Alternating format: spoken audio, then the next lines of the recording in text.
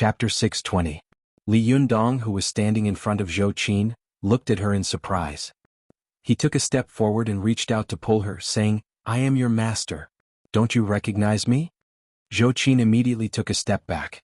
Her voice was cold and full of grief and indignation. She shouted, "No, you are not Li Yundong. Who the hell are you?" Li Yundong, who was in front of Zhou Qin, looked more and more surprised. He said in surprise, "Are you crazy? You don't even recognize me?" Zhou Qin had a pair of deep, dark eyes. At this time, her eyes were full of tears, and there was a deep sadness in her dark pupils. She smiled bitterly and said, "No, you are not Li Yundong. The real Li Yundong would not talk to me like this. He is a gentleman and he would never cross the line. You are not him, no matter how well you pretend to be him." Li Yundong, who was standing in front of Zhou Qin, sighed and said, "But isn't this what you dream of? Don't you dream about it every night? Don't you just want to be held gently by me?" Zhou Qin suddenly jumped up and said angrily, "Shut up. Who wants to be held by you? You are not him, you are not Li Yundong. You are just an illusion, my illusion. I am just under an illusion." Li Yundong let out a long sigh and said, "Whether it is an illusion or reality, the most important thing is that you are happy, isn't it? Why do people not want to live in a happy illusory world, but in a painful real world?" Zhou Qin raised her hand, and Chiwa instantly appeared in her palm. She smiled bitterly and said, "Of course you won't understand. Why would I want to live in the real world of pain and disappointment?" As she spoke, the chainsaw-toothed Vajra wheel spun rapidly. Its entire body was shrouded in a silver radiance. This radiance became more and more intense, and the speed at which the blazing moon spun also became faster and faster, producing an ear-piercing sound.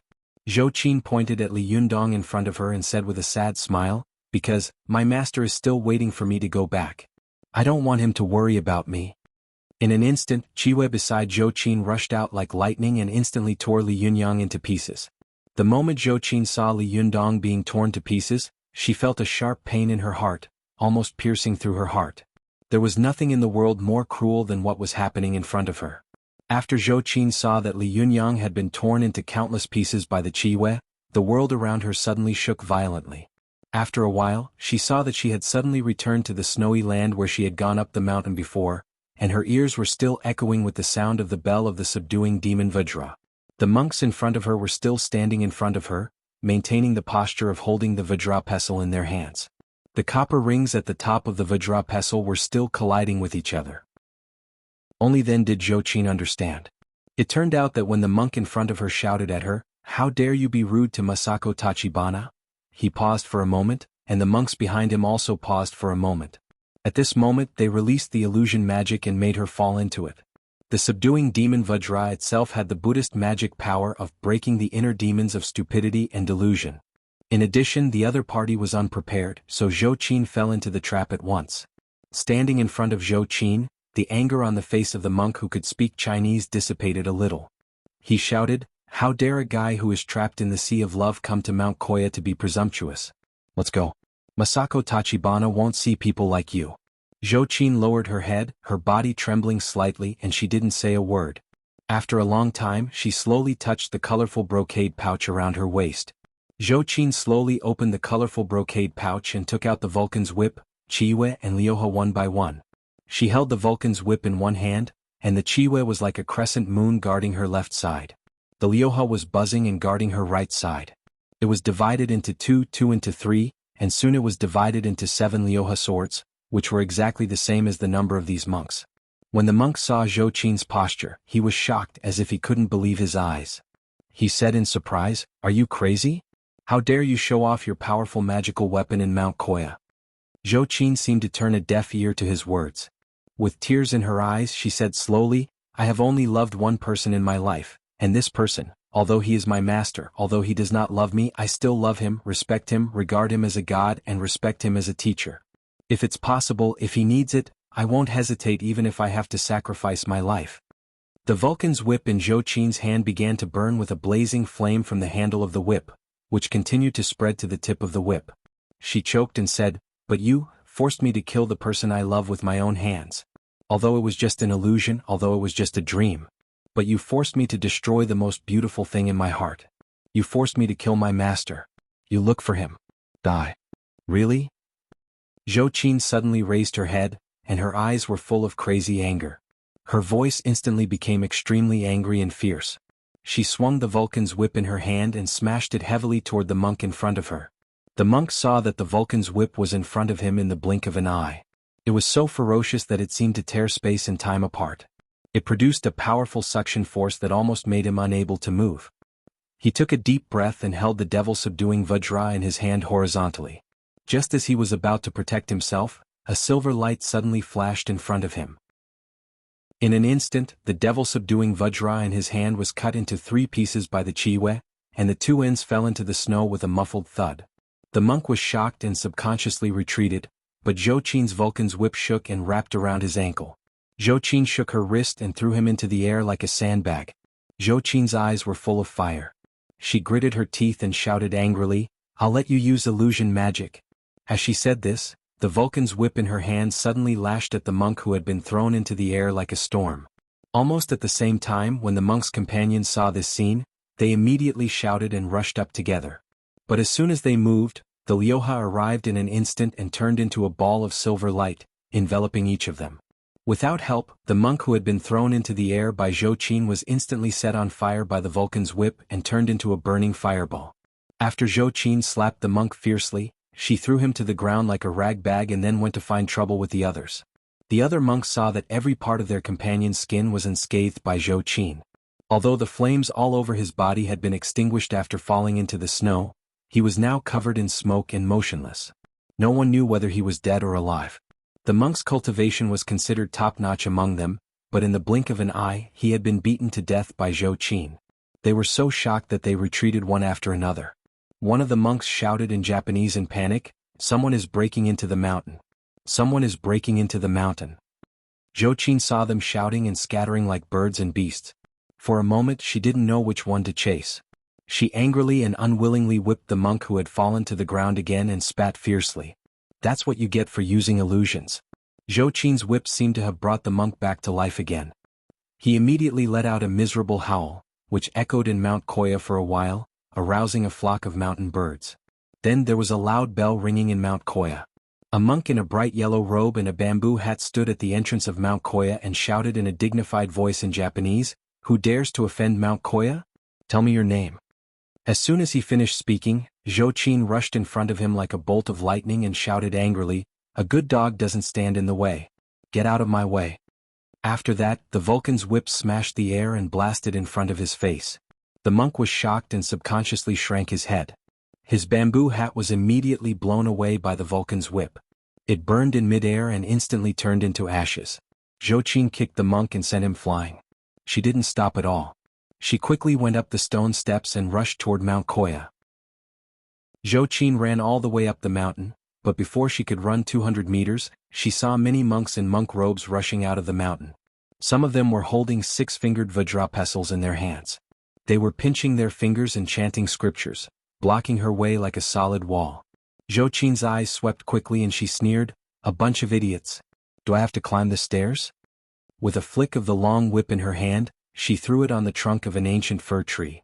She pulled hard with her hand and her whole body flew up. In the blink of an eye she rushed into the jungle. After Zhou Qin left the stone steps of the mountain road, her speed became even faster. Her body was like a spirit monkey. With a few leaps and jumps she rushed to an extremely tall pagoda in Kangabuji Temple. At a glance, Zhou Qin saw that the red pagoda was 48 meters high and surrounded by 16 pillars. Each pillar was painted with a bodhisattva statue, symbolizing the gods of the esoteric mandala world. Zhou Qin knew that this was the fundamental tower of Kangabuji Temple, one of the core places of Mount Koya.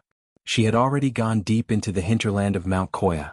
As soon as Zhou Qin landed at the foot of the tower, countless monks came like a tide. These monks roared at Zhou Qin angrily, like a fierce torrent. Although Zhou Qin had entered the primary phase of Jinshin, she did not dare to get entangled with so many people. Moreover, she did not know which of them had Yang spirit bodies and which of them had Jinshin bodies. With a wave of the Vulcan's whip in her hand, Zhou Qin tied a corner of the eaves of the fundamental tower and pulled herself to the eaves of the top of the tower, looking down at the monks below. Although some of these monks could fly, none of them dared to think that Zhou Qin would be so disrespectful. Therefore they all pointed at Zhou Qin angrily and scolded her, or quickly chanted incantations and cast magic. At this time, a monk in a purple cassock slowly walked out from under the big tower. The monk's face was full of wrinkles and he glared at Zhou Qin angrily. He quickly pinched a few fingers and recited a few very short and fast incantations. In an instant, Zhou Qin saw that the bodhisattva statues painted on the fundamental tower had all come to life. One by one, they pounced on her with angry eyes. Chapter 621.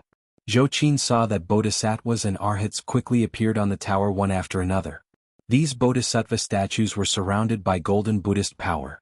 Each of them was like a god, mighty and unstoppable. Under the tower was a sea of monks from Mount Koya. She was shocked and didn't even have the idea of fighting head-on. A thought flashed through her mind quickly: I've poked the hornet's nest. Under the tower, a monk in a purple cassock with 2 gray eyebrows shouted angrily at Zhou Qin in Chinese, "How dare you? Surrender now." However, Zhou Qin was stubborn and unwilling to admit defeat. Zhou Qin gritted her teeth, and the chainsaw Vajra wheel beside her crazily chopped at a statue in front of her. At the same time, the Lioha beside her began to split crazily. In the blink of an eye, it split into countless Lioha swords. The Bahuang and Lioha swords were extremely powerful Taoist magic treasures. The Bahuang sword was best at one-on-one combat. Under the rotating iron lotus throne, it was almost invincible. The mother sword, the Lioha sword, was best at one-on-one combat. The more people there were, the more powerful it was. Yen Feng had once held the Lioha sword and fought against many people on Mount Gazao alone. She had beaten everyone to a pulp. At that time she was only at the top level of Yang spirit. Now the Lioha sword was already Li Yundong's personal powerful magical weapon. Li Yundong had also entered the Jinshin phase, so the power of his personal powerful magical weapon had naturally risen. Therefore, although it was lent to Zhou Qin, the Lioha sword was really a little terrifying in front of the vast sea of people. Although Mount Koya was the main mountain of Xinyan Tantrism, with a large number of cultivators and a deep foundation, not every cultivator was a master. There were even many monks among them who had not even reached the Zhuji phase. However, these monks who had not reached the Zhuji phase had to face the Lioha sword, which was equivalent to the Jinshin phase. When the flying sword fell, they immediately cried for their parents. Zhou Qin saw that the Lioha sword was divided, and there were immediately saber lights and sword shadows everywhere on the field. The bottom of the tower seemed to have become a sea of swords in an instant. Almost every monk was fighting with the Lioha sword. Although some of the monks were so strong that they could definitely defeat the Lioha in a one-on-one fight, because many monks were not strong enough, they had to divide their energy to protect them. Therefore the two sides were in a deadlock. For a time the field became a mess of thin porridge, and it was a mess. When the monk in the purple kasaya saw this scene, he was so angry that he blew his beard and glared at them. He shouted in Japanese, "Get into formation." When these monks with lower cultivation heard his shout, they quickly gathered together. Some were sitting, some were standing, and some were pinching their fingers as they chanted scriptures loudly. In an instant, a glittering magic array appeared around them. The magic array was surrounded by glittering Sanskrit characters, and the chanting of the monks shook the heavens and the earth, bringing with it a huge pressure like a landslide or tsunami. Each of these monks was relatively weak, but when they gathered together, it was as if countless small water droplets had gathered into mountains, rivers, and seas, forming an extremely powerful force. Even the Lioha dared not move forward while surrounding them. In the cultivation world, no matter which sect cultivators were from, they basically had a common understanding that magic was easy to learn, but magic treasures were hard to find. Magic treasures were easy to find, but magic arrays were hard to find. The various magic arts of various sects represented the most basic power of the cultivation world and were the most fundamental embodiment of the difference between cultivators and mortals. A cultivator who did not know magic arts was embarrassed to say that he was a cultivator. Otherwise, what was the difference between him and ordinary people? Above magic arts there were magic treasures. These magic treasures were all refined by cultivators with a lot of manpower and material resources. Compared with magic arts, magic treasures had the ability to fight alone, so their status in the cultivation world was above magic arts. Because of this, magic treasures were the things that every cultivator dreamed of the most. Even a powerful magic treasure could make an ordinary cultivator become a famous figure in the world. However, magic treasures were not omnipotent. When there was a dominant sect in the cultivation world, this cultivation sect would collect a large number of magic treasures and monopolize them. In order to fight against this situation, some smaller sects would turn to research the development of magic matrices. The most powerful thing about magic arrays was that they could gather everyone's strength together and exert the power of 1 plus 1 was greater than 2. In the face of some exquisite and powerful magic arrays, even Jinxian masters did not dare to take the risk personally. At this time, Zhou Qin was entangled with the Arhat Bodhisattva of the fundamental tower with the Vulcan's whip and the Qi Wei, while constantly observing the situation on the field. After she saw that these monks had formed a strange magic array, the Liuha only dared to do some small-scale harassment and testing around, not daring to attack on a large scale. At this time, the powerful monks also freed up their hands and launched a fierce counterattack against the Liuha in front of them. Even the monk in purple grabbed the Liuha with one hand. He quickly bit his wrist, held a mouthful of blood and was about to spit it at the Liuha. The Liuha had been broken by Li Yunyang twice in a row with the boy's Yuanyang blood. It was originally a psychic magic treasure, so how could it be hit a third time? In the blink of an eye, the Liuha flying all over the sky disappeared in an instant and turned into a sword. It quickly returned to Zhou Qin's side and floated in the air, making waves of unreconciled buzzing sounds.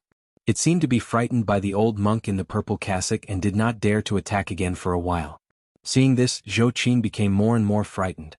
She did not dare to fight anymore.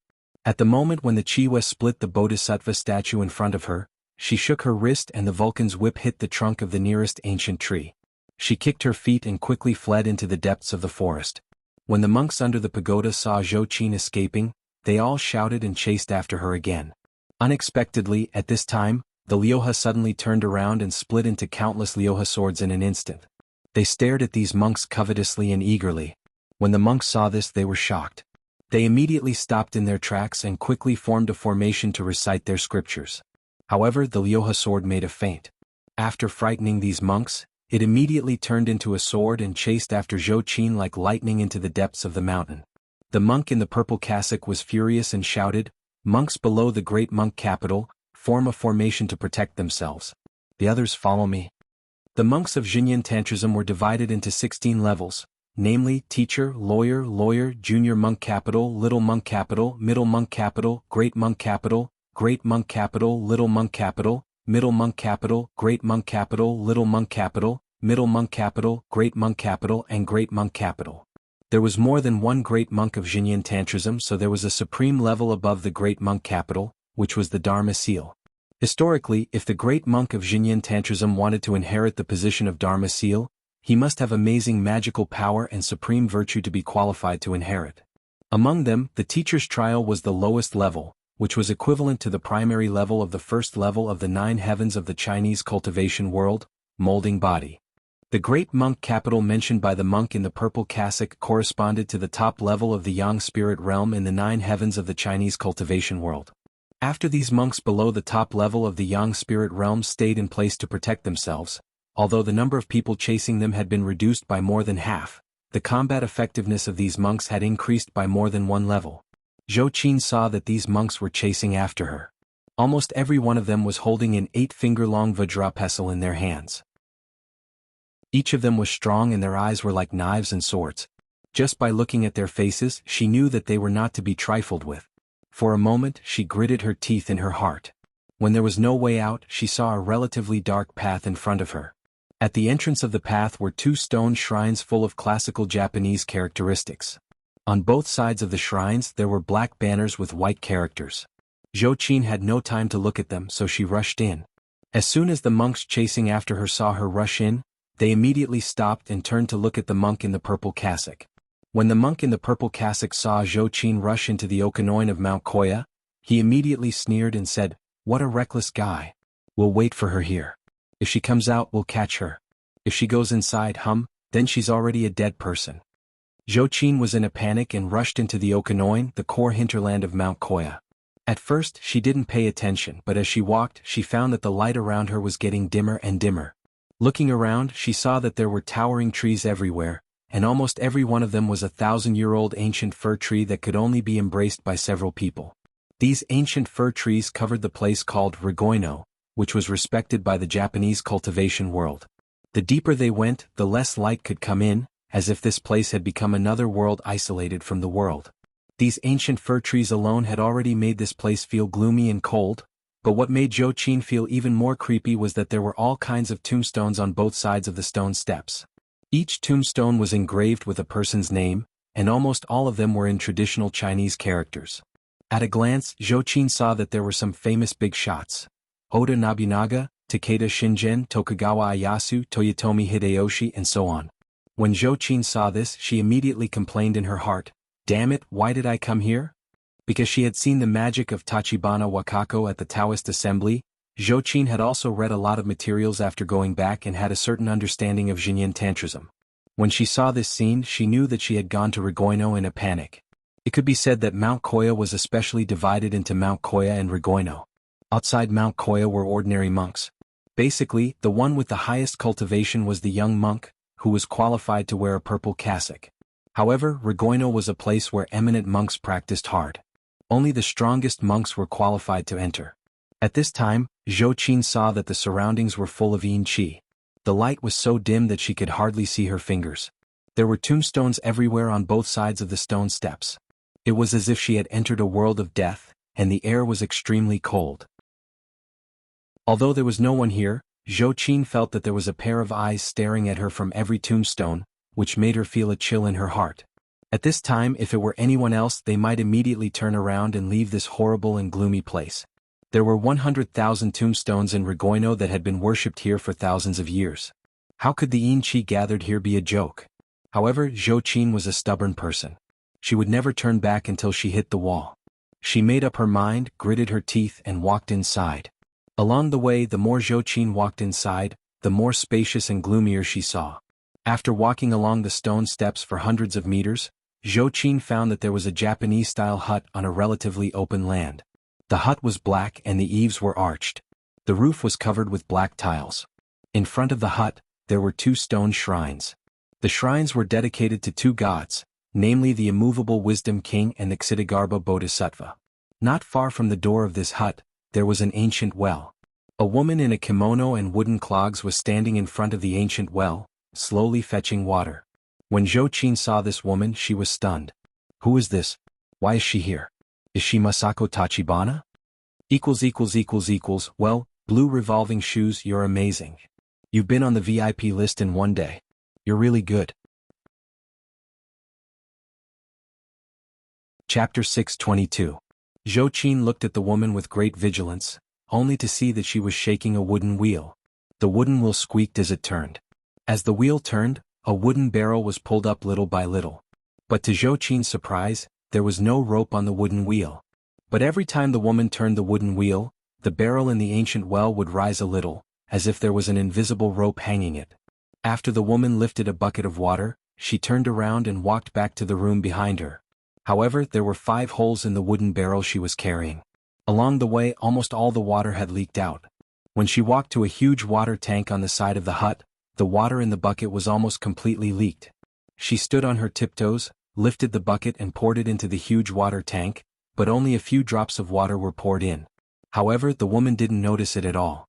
After pouring the water, she immediately carried the bucket back to the side of the ancient well, and then slowly began to draw water again.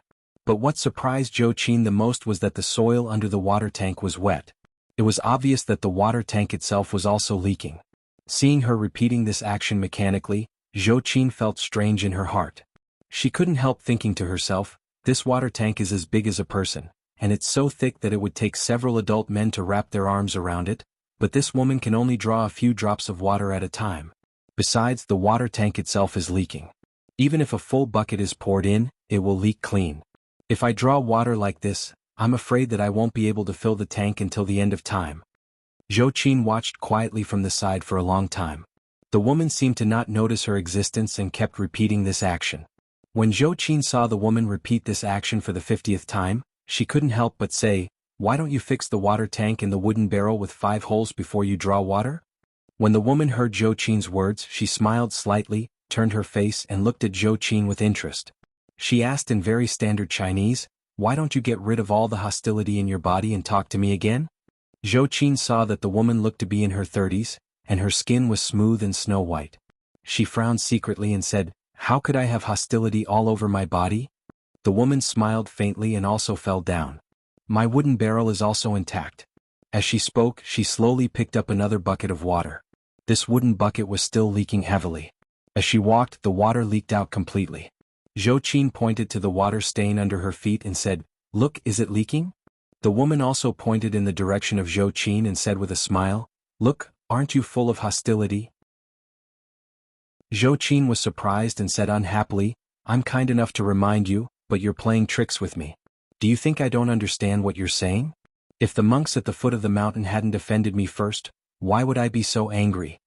The woman smiled and said, "You're right. Everything has a cause and effect. But have you ever thought about why I'm constantly fetching water here?" Zhou Qin frowned and asked, "Did you make a mistake and get punished?" The woman smiled and said, "That's right, I made a big mistake, so I'm punished to use this bucket of 5 leeks to fetch water until the water jar is full."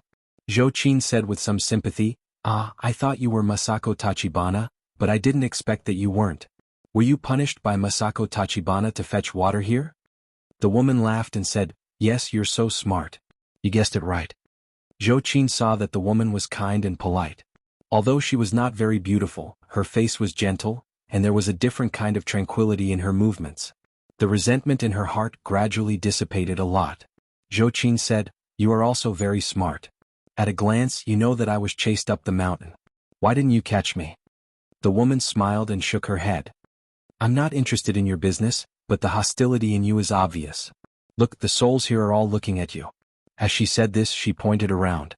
Zhou Qin looked around and saw that the tombstones were standing silently like a forest. There was no sign of a ghost. However, there was an incomparably huge pressure in this silent silence, which made her hair stand on end. Zhou Qin shivered secretly and asked, "I was forced to." "Forget it, let's not talk about this. I want to ask you, do you know where Masako Tachibana is? I want to see her." The woman stopped fetching water and looked at Zhou Qin carefully with interest. She asked, "What do you want to see her for?" Zhou Qin said, "She sent a letter to my master a while ago. Now I'm sending a letter back."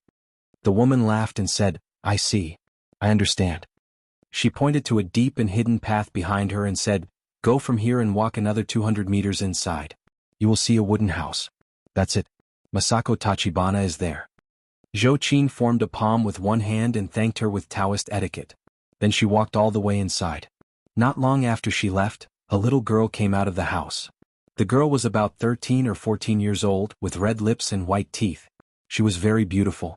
It was Tachibana Wakako, who had participated in the Taoist assembly and been beaten to tears by Li Jiandong. Tachibana Wakako stepped on wooden clogs and ran to the woman with small steps.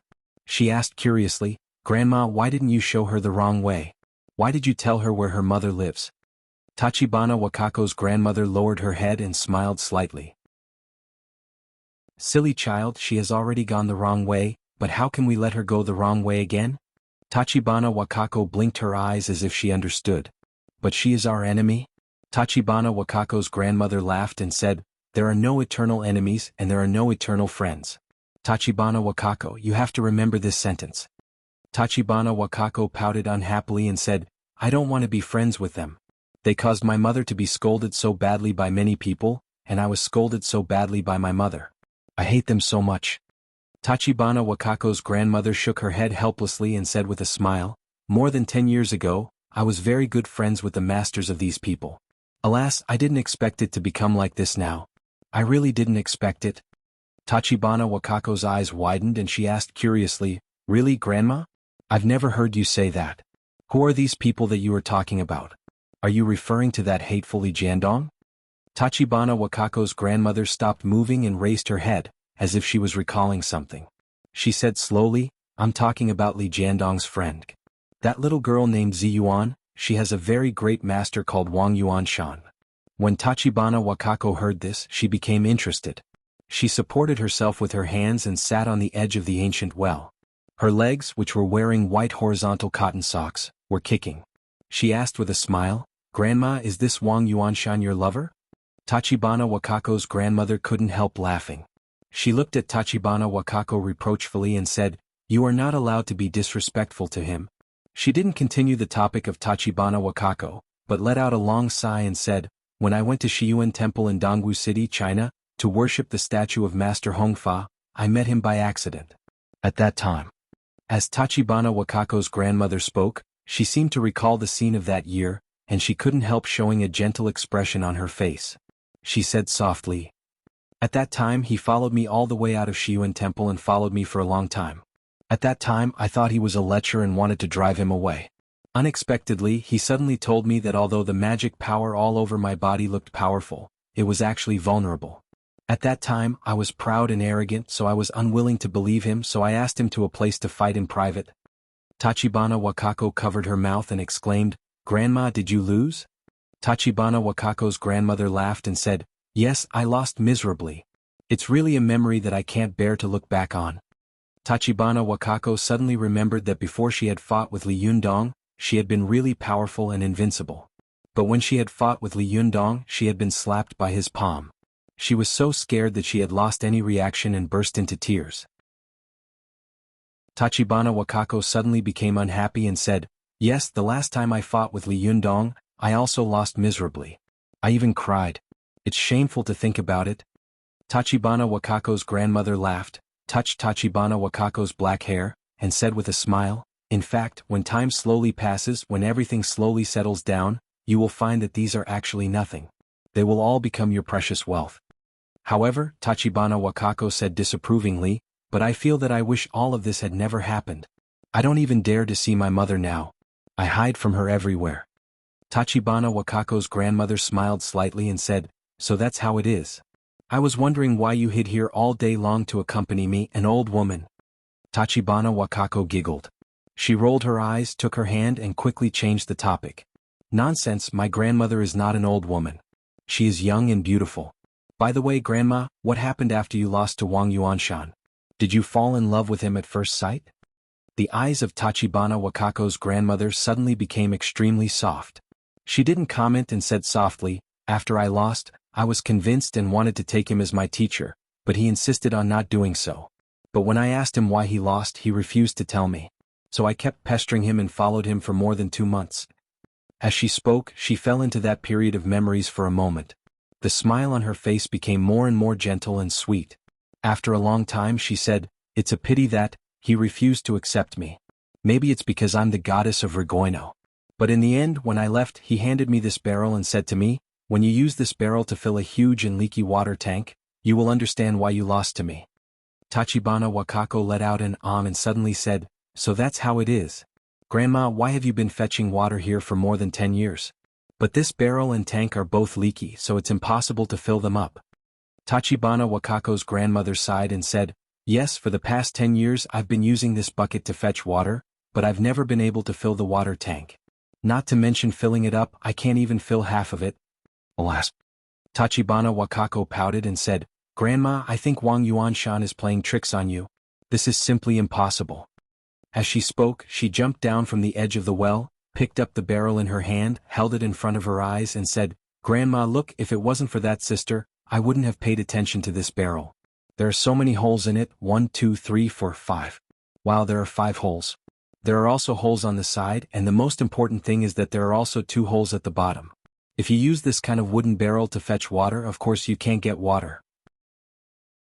Tachibana Wakako said with a serious face, "Although I don't like that sister just now, she is right.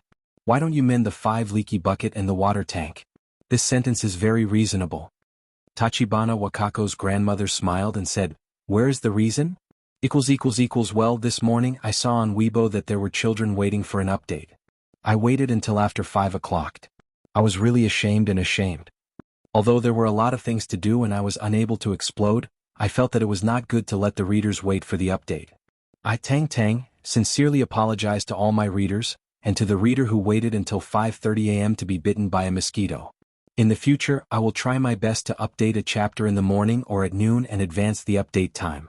Even if there is a change, I will definitely tell the readers in advance in the previous chapter.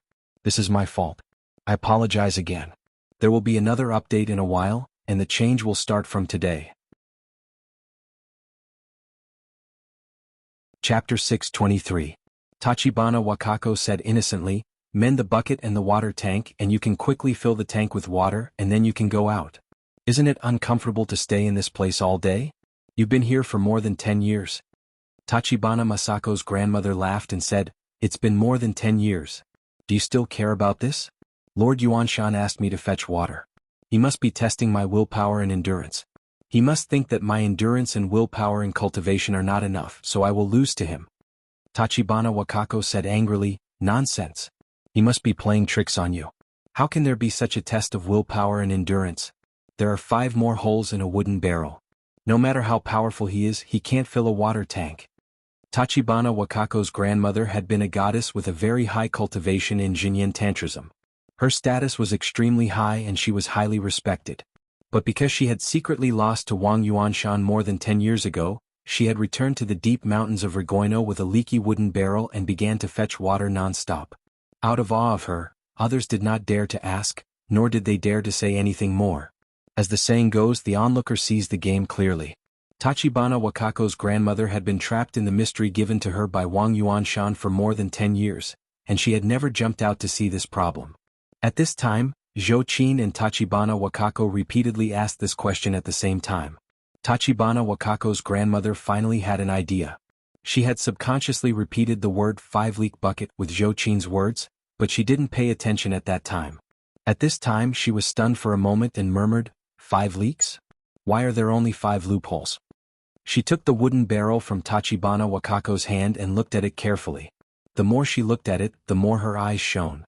Her voice gradually became excited and she said in a low voice, yes, didn't Buddha say that men have 7 treasures and women have 5 leaks? Do the 5 loopholes in this wooden barrel refer to the 5 loopholes in my body? Tachibana Wakako's grandmother was also a great cultivator. Although she was the goddess of Jinyan Tantrism, she had read the cultivation classics of various sects and schools since she was a child. She was very knowledgeable, but she got into a dead end for a while and couldn't turn around. At this time she was inadvertently pointed out by someone, and she immediately pushed away the clouds and saw the bright moon. Buddhist cultivation was completely different from Taoist cultivation. In the beginning, Taoist cultivation was just like Buddhism. It only focused on cultivating one's life, which was to cultivate one's own spiritual world. It didn't pay attention to cultivating one's nature, which was to cultivate one's physical body. However, ever since Zhang Buduan advocated dual cultivation of life and body in the northern Song dynasty, almost all the Taoist sects accepted his view and began to cultivate their spirit and body at the same time. In the past, Zhang Buduan had made an appointment with a monk to travel around Yangzhou in the form of Yang spirit. After returning, the monk talked about the blooming of Cheonghua in Yangzhou, but Zhang Buduan smiled and did not say anything. He took out a Cheonghua from his sleeve. The monk was shocked. His Yang spirit could not touch things, but Zhang Buduan's Yang spirit could, so he broke a Cheonghua and came back. The monk asked him why. Zhang Buduan said, you cultivate your life but not your nature, and I just cultivate my life and body. It was also for this reason that after the northern Song dynasty, more and more Buddhist sects began to cultivate their life and body, but their cultivation methods and ideas were different. The magic and cultivation ideas of Jinyan Tantrism were passed down from the Tantrism of the Tang dynasty, so they also paid attention to cultivating life rather than nature. Moreover, for thousands of years, the ancient meaning school of Jinyan Tantrism had been entrenched in Mount Koya and had been fighting with the new meaning school. Although they were powerful, in order to emphasize the difference between their cultivation ideas and that of the new meaning school, they had always been self-restrained.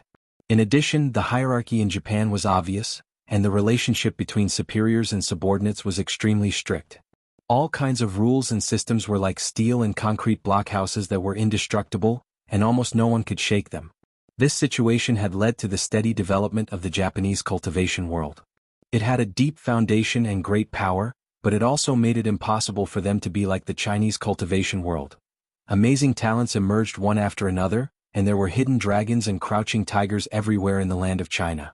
Tachibana Wakako's grandmother accidentally figured out this forbidden area of doubt that no one had tried to touch for thousands of years.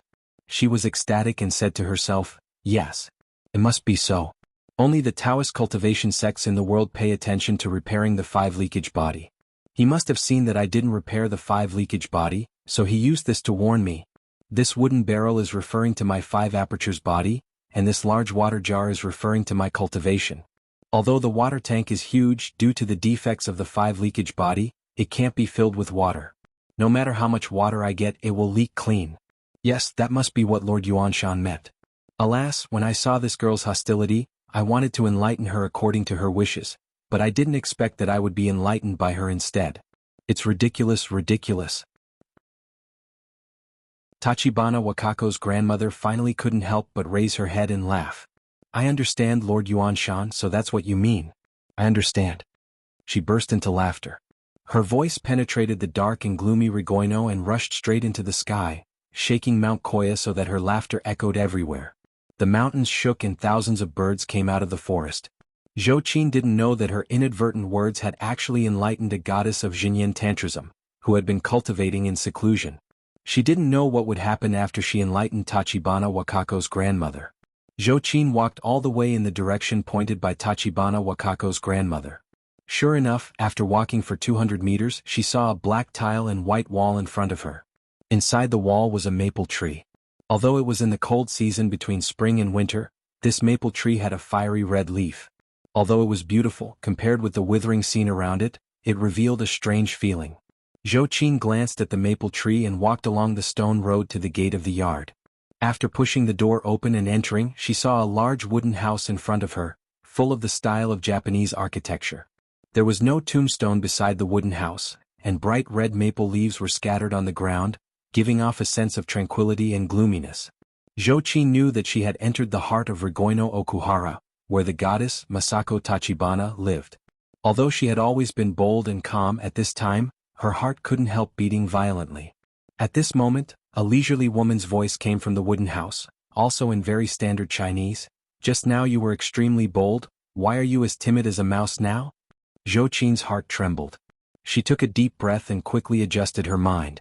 After stabilizing her emotions, she was neither humble nor arrogant, and walked inside unhurriedly. After walking up a few wooden stairs, she came to the door and saw a woman in a white witch costume with a red belt around her waist kneeling on the tatame, elegantly making tea. Next to her sat an old monk in a red and white cassock. The old monk had a solemn face and was holding a string of prayer beads in his hand. He was looking at his nose and his nose at his heart, chanting scriptures in a low voice. It seemed that he had turned a deaf ear to Zhou Qin's arrival. In front of the tatame, Zhou Qin was about to step forward. Masako Tachibana, who was wearing a white witch costume, did not raise her head and said slowly, "Please take off your shoes and come in." Zhou Qin saw that Masako Tachibana's appearance was almost the same as that of Tachibana Wakako. She was very beautiful. When she was making tea, her every move was worthy of the word elegant. Her whole body was flowing with elegant and artistic aura. At this moment, she seemed to be more like an elegant and beautiful tea lady than a famous goddess. When beauties met each other, there would always be sparks and waves in the dark, especially when the two beauties were hostile to each other. Zhou Qin saw that although Masako Tachibana was elegant and dignified, her tone of voice revealed a condescending aura, which made her feel very uncomfortable and her heart was full of knots. Zhou Qin frowned secretly. She didn't want to give in according to Masako Tachibana's words, so she stood at the door and said, "I just came to deliver a letter, and I don't need to go in." At this time, Masako Tachibana raised her head and looked at Zhou Qin leisurely. She smiled slightly and said, "Oh? Show me the letter." Zhou Qin also smiled slightly. She raised her hand and threw the letter in her hand at Masako Tachibana. The letter was controlled by her jinshi to fly in the air and quickly flew toward Masako Tachibana's face. Masako Tachibana raised her hand, and the letter stopped in front of her. She smiled and said, "Is this how you send letters? Is this your etiquette?" Zhou Qin also smiled and said, "This is how you sent letters at the beginning, so I will return it to you like this." Masako Tachibana frowned slightly and did not continue to pester Zhou Qin. She picked up the envelope and saw that it was the simplest ordinary envelope. There was no word on it and it was not even sealed. It was not solemn at all. She could not help but frown deeper. When she opened the letter inside and glanced at it, she saw 6 murderous cursive characters leaping out of it. The murderous aura contained in these 6 characters was aggressive, like a longbow that was ready to be shot, like a sharp sword that would be unsheathed at any time. Even the red-robed monk beside him couldn't help opening his eyes slightly and glancing at the letter. But he just glanced at it and soon closed his eyes again. Masako Tachibana looked at the reply in front of her meaningfully and laughed. There was anger in her laughter. Good words, good momentum. He is indeed a master who defeated Tachibana Wakako. I really want to meet him right away. As she said this, she raised her head and said to Zhou Qin, "Who are you to him?" Zhou Qin said, "I'm his disciple." Masako Tachibana nodded and said, "I see." After that, she continued to make tea leisurely, leaving Zhou Qin aside. Seeing that she didn't respond, Zhou-Qin originally had a stomach full of words to say, but at this time, there was no place to vent them. She held her breath in her heart and said unhappily, "Since there's nothing else, I'll go back first." At this time, Masako Tachibana raised her head and looked at Zhou-Qin in surprise. She said, "Are you leaving?" At this time, Zhou-Qin had already turned around and was about to leave. Hearing this, she also turned around and asked, "Why don't you leave?" Masako Tachibana stared at Zhou-Qin as if she were looking at an idiot. She said in surprise, "You injured the monks of our Mount Koya, made a scene in Mount Koya, and broke into the Okwen without permission. How dare you want to leave? What do you think Mount Koya is?" Zhou-Qin's heart tightened, and her voice slowly became cold. She said in a deep voice, "Do you want to detain me?" Masako Tachibana said lightly, "You have to give us an explanation. Otherwise, if the matter gets out, what will others think of our Mount Koya?" Zhou-Qin sneered and said, "It's you who are disrespectful and rude." Masako Tachibana also said coldly, "Then can you do such a cruel thing?" Zhou-Qin raised her eyebrows and was furious in her heart. "What about the illusion that you forced me to kill my master?" But at this time, Zhou-Qin had calmed down. She knew that it was useless for her to say such words, so she swallowed them back. She sneered and said, "If you want to detain me, it depends on whether you have the ability or not." Hearing her words, Masako Tachibana immediately burst out laughing. Her voice was full of disdain and sarcasm, as if she was mocking Zhou-Qin for overestimating herself. Zhou-Qin was proud and arrogant. How could she stand such ridicule? Her eyebrows were getting higher and higher, and her hands slowly touched the Vulcan's whip around her waist. However, Masako Tachibana seemed to not notice her movements. She still laughed unscrupulously and left the door wide open. Seeing that she was so arrogant, Zhou-Qin was even more angry. After holding the handle of the Vulcan's whip in her hand, she was about to exert her strength when she suddenly heard a hurried shout from behind, "Stop, don't hit me." Chapter 624. When Zhou-Qin and Masako Tachibana heard the voice, they couldn't help but look in the direction of the voice. They saw a woman in a cherry blossom kimono running over with small steps. It was the woman Zhou-Qin had met before. When Masako Tachibana saw her, she was stunned and said in surprise, "Mother?" The red-robed monk, who had been chanting the scriptures in a low voice, also raised his head at this time. He opened his eyes in surprise and looked at the woman. He stood up and asked in astonishment, "Tsuruko Tachibana, why did you come out?" He saw that the melancholy that had been hidden between Tsuruko Tachibana's eyebrows had been swept away. Although his expression was a little anxious, there was a kind of great enlightenment in his eyes that, once you achieve the Tao, you can die without regret. The red-robed monk suddenly widened his eyes and asked, "Tsuruko Tachibana, have you comprehended the Tao?" After Tsuruko Tachibana walked quickly to the hut, she put her hands together in front of her, and spread her palms flat on the inside of her thighs. She bowed slightly to the red-robed monk and said respectfully, "Master Kaisai Hikaryuni, we meet again. Long time no see."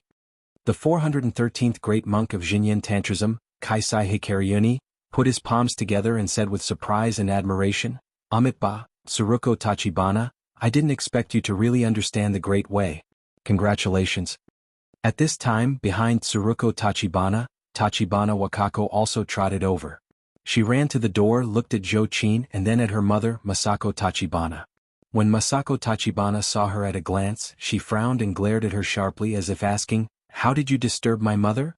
Tachibana Wakako secretly stuck out her tongue. How dare she speak? She immediately hid behind Tsuruko Tachibana and made a face at her mother. Her eyes were cunning and she argued, "It's not me. It's Grandma who wants to come." Masako Tachibana stood up, bowed respectfully to Tsuruko Tachibana, and said, "Mother, congratulations on your enlightenment. But why are you here?"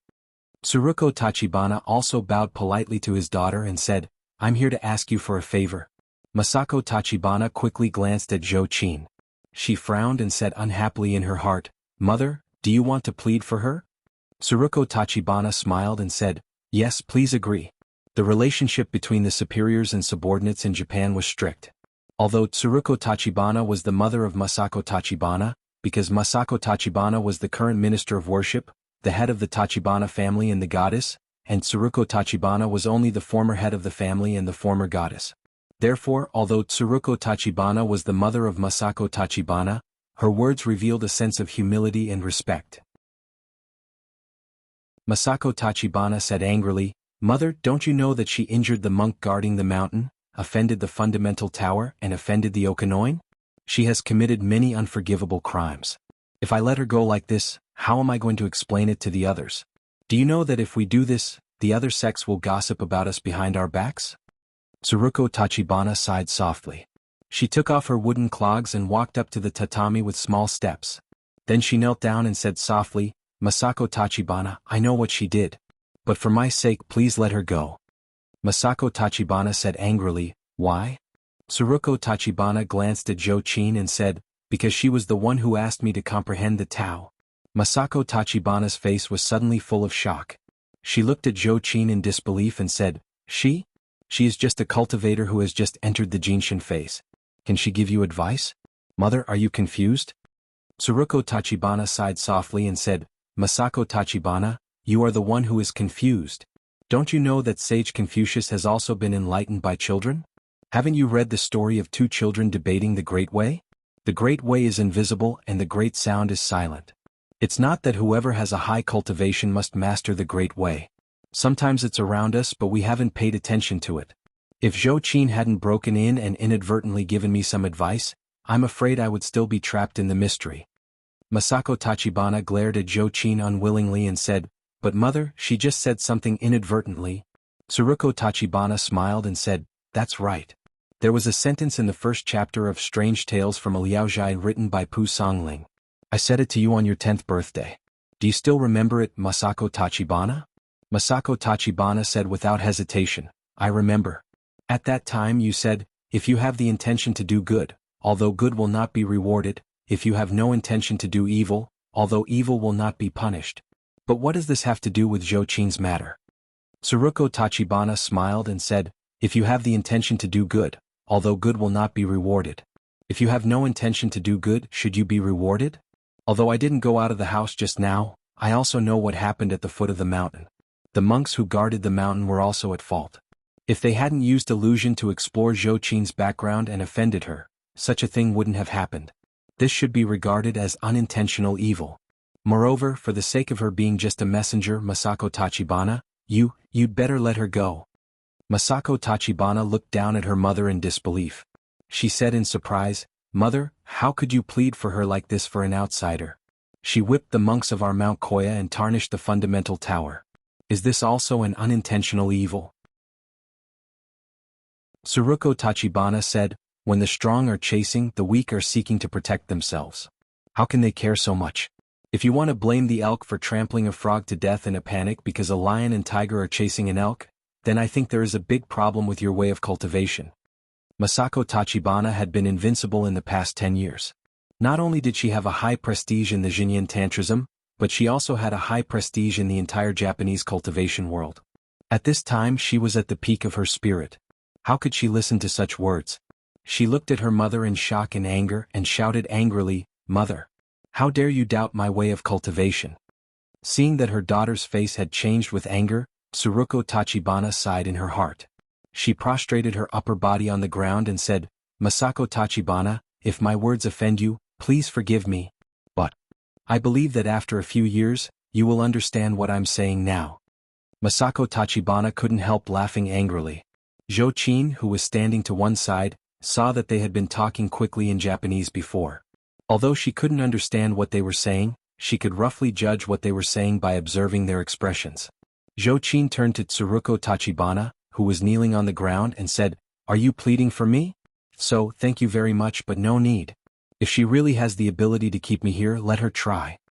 Hearing her words, Masako Tachibana immediately turned her head, stared at her sharply and shouted, Who do you think you are? How dare you talk to me like this again and again? Masako Tachibana's fierce shout shook the surrounding air as if it was about to shatter like glass. The power was really fierce and terrifying. Jochin's skin tightened, and then all the hair on her body seemed to explode. In an instant all the hair on her body stood on end. For a moment, Jochin was overwhelmed by Masako Tachibana's momentum and couldn't help but feel suffocated. But soon she reacted. Her eyebrows were raised and she was about to make a move. But at this time Tachibana Wakako, who was beside her, quietly pulled her sleeve and shouted in Chinese, Stupid sister, don't quarrel with my mother. She's fierce. Do you really want to be left here? Zhou Qi knew that she was definitely no match for Masako Tachibana, but she couldn't get out of the situation for a while. At this time, when she heard Tachibana Wakako's words, she suddenly felt a chill in her heart and thought to herself, yes, if I am left here, what if Li Jiandong and this Masako Tachibana lose because of me? Thinking of this, Zhou Qin's arrogance suddenly disappeared. She no longer spoke. She lowered her eyebrows and looked down, as if she had turned from a thorn into a docile lady in an instant. At this time, Tsuruko Tachibana sighed softly and said, Masako Tachibana, I know what you're thinking. You want to detain her. When you fight with Li Jiandong, you want to distract him and take advantage of him. When did our Mount Koya become so useless? Masako Tachibana had heard Tsuruko Tachibana talk about Li Jiandong several times. She finally couldn't help but be furious. She turned her head and shouted at Tachibana Wakako, Did you tell her these things? Tachibana Wakako quickly waved her hands hard and said, No, I just told Grandma what I saw and heard when I went down the mountain. Tsuruko Tachibana sighed softly and said, It's not what Tachibana Wakako said.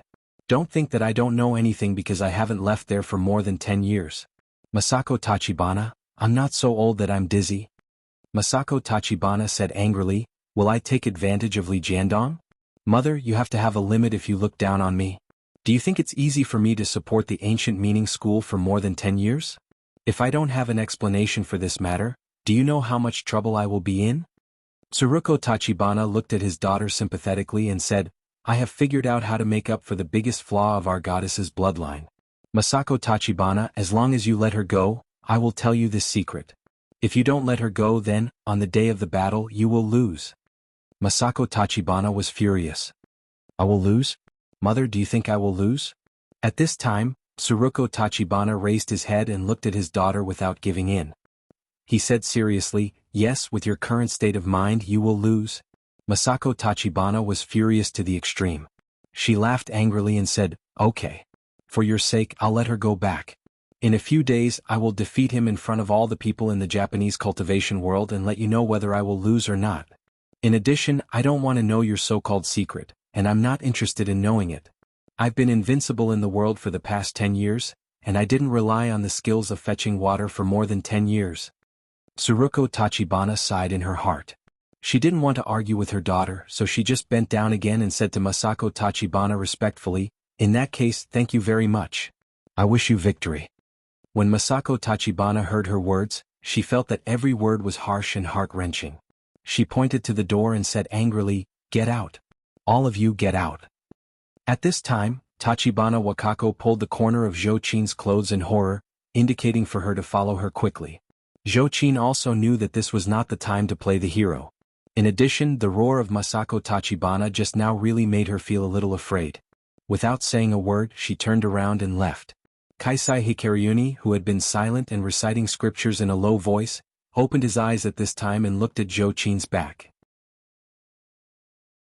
He sighed softly and said in a low voice, It's easy to let a tiger go back to the mountain, but it's difficult to catch a dragon in the sea. Amitba. When Masako Tachibana heard this, a fierce light flashed in her eyes. Zhou Qin quickly left Okunin. Seeing that she was accompanied by Tachibana Wakako, the monks who were going to arrest her stopped for a moment and just glared at her indignantly. After getting out of Mount Koya, Tachibana Wakako patted her chest and said with a frightened face, I'll take you here. Go back by yourself. Don't make my mother angry like this next time. She's amazing. Go quickly lest she regret it. Because of what had happened at the Taoist assembly, Zhou Qin had always had a bad impression of Tachibana Wakako.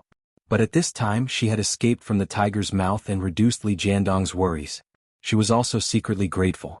Zhou Qin smiled and was about to speak, but at this time she suddenly saw a huge statue of a goddess suddenly appear on Mount Koya. This statue of the goddess was formed by the clouds in the sky. This woman was holding a sharp sword, and her face could vaguely be recognized as Masako Tachibana. She raised the long sword in her hand and suddenly chopped down. Tachibana Wakako suddenly exclaimed, Oh no, Mom broke her promise. Run.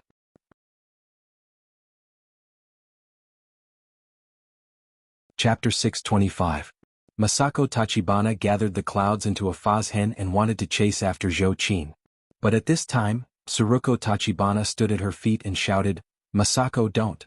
You can't be a goddess who goes back on her word. Is victory or defeat really that important to you? When Masako Tachibana heard Tsuruko Tachibana's words, she was shocked. Masako was the nickname her mother had used to call her when she was a child. Masako Tachibana hesitated for a moment, but she remembered what the monk had said before. Soon she gritted her teeth and chopped down with her sword. This sword blotted out the sky and covered the earth. It was as if an indomitable giant was brandishing an incomparably sharp sword, wanting to tear apart the sky and sever the earth. At this time, Tachibana Wakako also looked at the earth-shattering sword and couldn't help exclaiming, "Vajra Wisdom Sword? Mom, no." Her mother and daughter pleaded for mercy at the same time. No matter how hard Masako Tachibana's heart was, she couldn't help but be shaken again. She let out an unwilling roar. Instead of slowing down, the long sword in her hand sped up and chopped down. Zhou Qin saw that the sword was coming fiercely, and the pressure was so terrible that she almost couldn't move. Even if she wanted to break through this kind of confinement, it was too late. She simply gritted her teeth and used the power of Jinshin to protect her whole body. She stood still and glared at the sword that was coming down on her face. With a loud bang, the sword cut Mount Koya as if there was a terrible earthquake. With a crack appeared on the ground, extending from the top of the mountain to Zhou Qin's feet. Masako Tachibana's Fazhen glared at Zhou Qin in midair and shouted in a voice that shook the sky, "You have guts. If you had wanted to escape just now, you would have been a dead man. Go back and tell Li Jiandong that I will wait for him here and see how he will defeat me." After that, she waved her hand, and the sharp sword formed by the clouds suddenly disappeared. Not long after, the cracks on the ground also made a cracking sound and slowly gathered together, as if a scar was healing quickly. In the blink of an eye, it returned to its original state.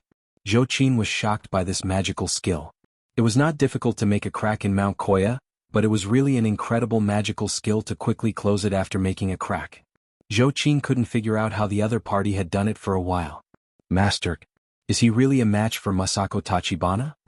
For the first time, Zhou Qin was seriously shaken by Li Jiandong. The strength of the enemy in front of her was obviously beyond her imagination. Seeing her mother stop at the critical moment, Tachibana Tachibana Tachibana Tachibana Tachibana, Tachibana Tachibana, Tachibana Tachibana Tachibana also came down the mountain. Just as Tsuruko Tachibana kept urging him, Tsuruko Tachibana also came down the mountain at this time. He trotted all the way to Zhou Qin and bowed apologetically. "I'm so rude. Please rest assured that Masako will do what she says." Then she said to Tachibana Wakako beside her, "Tachibana Wakako, you go back first. I'll give her a ride." Tachibana Wakako nodded obediently. "I know. Grandma, you go and come back early." Tsuruko Tachibana smiled slightly, turned to Zhou Qin and said in Chinese, "Miss Zhou Qin, do you mind talking with me?" Zhou Qin knew that she had escaped by relying on the woman in front of her. Moreover, the woman was gentle and polite, so she said politely, "Of course not." Tsuruko Tachibana smiled softly. She walked forward with very small steps. She kept her head down as if there was something she couldn't say in her chest. After a long time, she suddenly asked in a low voice, "Do you know Wang Yuanshan?" Wang Yuanshan. Although Zhou Qin had not cultivated for a long time, this was a well-known name. She nodded and said, "Yes, why? You know him too?" Tsuruko Tachibana smiled and told her about her acquaintance with him. Then she asked with concern and hope, "Do you know where he is now?" Zhou Qin's eyes flashed as she looked at Tsuruko Tachibana in front of her. Although she was a grandmother, her appearance was no different from that of a 30-year-old woman. She was not very beautiful, but her whole body revealed the unique gentleness of a Japanese woman. In particular, it was obvious that she, like herself, loved an unreachable man deeply. This made Zhou Qin feel a little sad for a while. She sighed softly and said, "Wang Yuanshan. He has ascended and become an immortal." "What?" Tsuruko Tachibana trembled slightly and cried out in disbelief, "Is he dead?" Zhou Qin shook her head and said, "No, he just started another life in the immortal world." Tsuruko Tachibana's face was full of sadness and sorrow. She said in a low voice, "Yes, he must have a good life in the immortal world, very good." As she said this, she raised her head and looked at the vast sky. Her expression seemed to be about to smile, but the corners of her eyes were full of unconcealable sadness. She said, "I really want to know what the immortal world is like." Zhou Qin said casually, "When you are with the person you love, everywhere is the immortal world." Tsuruko Tachibana suddenly turned his head and looked at Zhou Qin in surprise, as if he couldn't believe that such a young and impulsive girl would say such a thing. After a while she smiled sweetly and said, "You're right. I believe that you will be happy in the future." Zhou Qin smiled bitterly. She didn't want to continue such a sensitive topic with a stranger, so she changed the topic and asked, "Why did you save me?" Tsuruko Tachibana smiled slightly and said, "Because you inadvertently enlightened me. Without you I might have continued to be trapped." As she said this, she told the whole story and then sighed with emotion. "I really didn't expect that the simplest answer in the world has been in front of me for more than 10 years, but I have never seen it." Zhou Qin also seemed to understand something. She thought to herself, "What a close call. I'm ashamed. If I hadn't said that casually, I'm afraid that things would have been difficult to resolve today. It's a small matter for me to be arrested, but it's a big matter if I get my master involved. It seems that I'd better be less impulsive in the future." But on second thought, Zhou Qin thought, however, Tsuruko Tachibana has comprehended the great way at this critical juncture. It can be said that the only defect of the goddess will be made up for by her. Masako Tachibana's cultivation method is higher than that of my master. If she also knows, won't my master lose? In this way I hurt him more? Thinking of this, Zhou Qin was stunned for a moment and couldn't speak for a long time. Tsuruko Tachibana seemed to know what she was thinking. He smiled and said, "Don't worry, I won't tell Masako." Zhou Qin asked suspiciously, "Why? Don't you want your daughter to win?" Tsuruko Tachibana sighed softly and said, "I once said, misfortune is a blessing in disguise, and misfortune is a blessing in disguise. Masako has been too smooth in the past 10 years. She seems to be very glorious, but in fact she is facing an abyss and in danger. If she can learn from a failure just like me, it's not a bad thing." Zhou Qin saw that the Japanese woman in front of her was not only well-cultured, but also sensible. Even if the sects were hostile to each other and dirty, she couldn't help but respect Tsuruko Tachibana. "If the whole Mount Koya thinks like you, that would be great." Tsuruko Tachibana smiled slightly and said helplessly, "I've already jumped out of the 3 realms and am no longer in the mortal world. I'm far away from fame and fortune, so I can naturally stay out of the world. But Masako Tachibana can't. There are too many things on her shoulders. She is also forced to do so." Zhou Qin snorted coldly and said, "Even so, can you use despicable means to steal our Medicine King tripod and threaten my master?" Tsuruko Tachibana was stunned. "What's going on?" Zhou Qin told him what had happened. Tsuruko Tachibana was stunned and frowned slightly. She whispered to herself, "How did Mount Koya become like this in the past 10 years? It shouldn't be." Tsuruko Tachibana said to Zhou Qin, "Anyway, I still ask you to tell your master Li Yundong that if he wins in the future, please show mercy. Masako Tachibana is just a person in Jianghu and she can't help it." Zhou Qin let out a long sigh and said, "Then go back and ask your daughter. Ask her if she will show mercy if my master loses." This sentence stunned Tsuruko Tachibana. No one knew her daughter better than her mother. She smiled helplessly and said, "I see. Miss Zhou Qin, I'll send you here. I hope that the next time we meet, we won't make such a big fuss again." Zhou Qin nodded, thanked Tsuruko Tachibana again and turned to leave Mount Koya.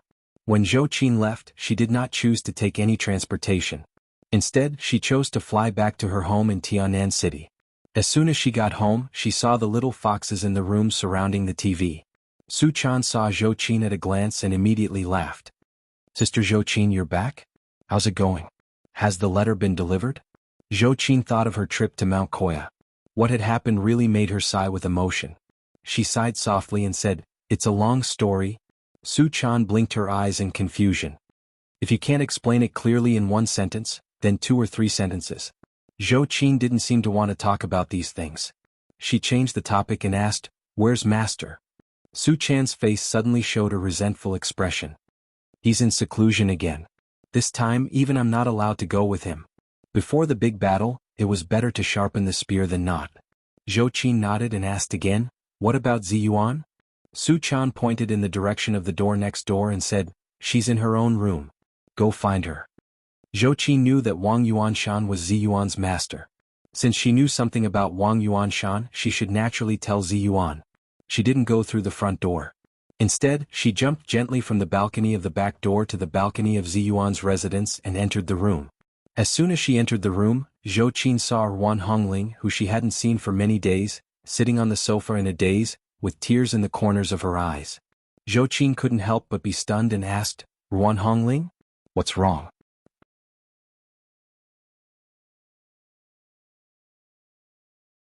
Chapter 626. When Ruan Hongling heard Zhou Qin's voice, she immediately stood up. She quickly turned around and wiped her eyes. When she turned around, her face was already full of smiles. Zhou Qin, you're back? Have you seen my Shiji? Zhou Qin's heart was full of questions, but when she saw that Ruan Hongling was unwilling to answer her question, she didn't want to pursue it any further.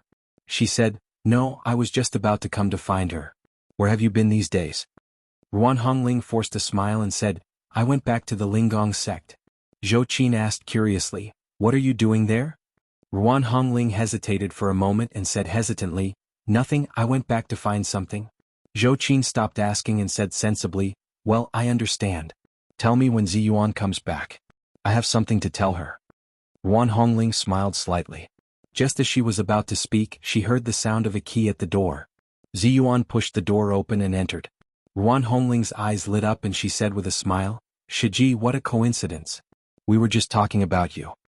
Ziyuan was also stunned when she saw Ruan Hongling. Although she had been furious at that time because Ruan Hongling had used a trick to make Su Chan and Zhou Qin go to Mount Huangshan, it had been several days since the incident. Even if she was angry, Ziyuan's heart had dissipated a lot. She asked curiously, Hongling? You're back? Where have you been these days? Why didn't you say hello to me? Ruan Hongling smiled and didn't answer her. Instead, she pointed to Zhou Qin and said, Zhou Qin has something to talk to you about.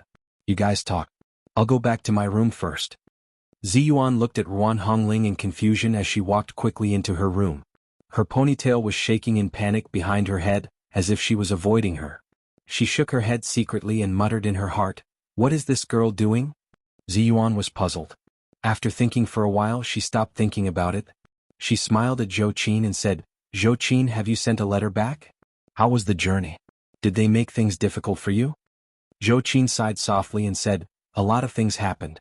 I don't know where to start. Ziyuan smiled slightly and said, It's okay. Take your time.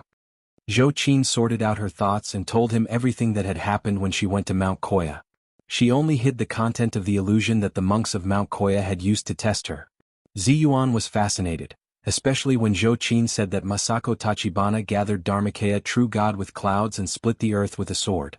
Even though she was experienced and knowledgeable, she couldn't help but be a little moved. Ziyuan cried out involuntarily, This Masako Tachibana is so powerful? Using the heaven chi to break the earth chi, this is at least the thunder tribulation realm.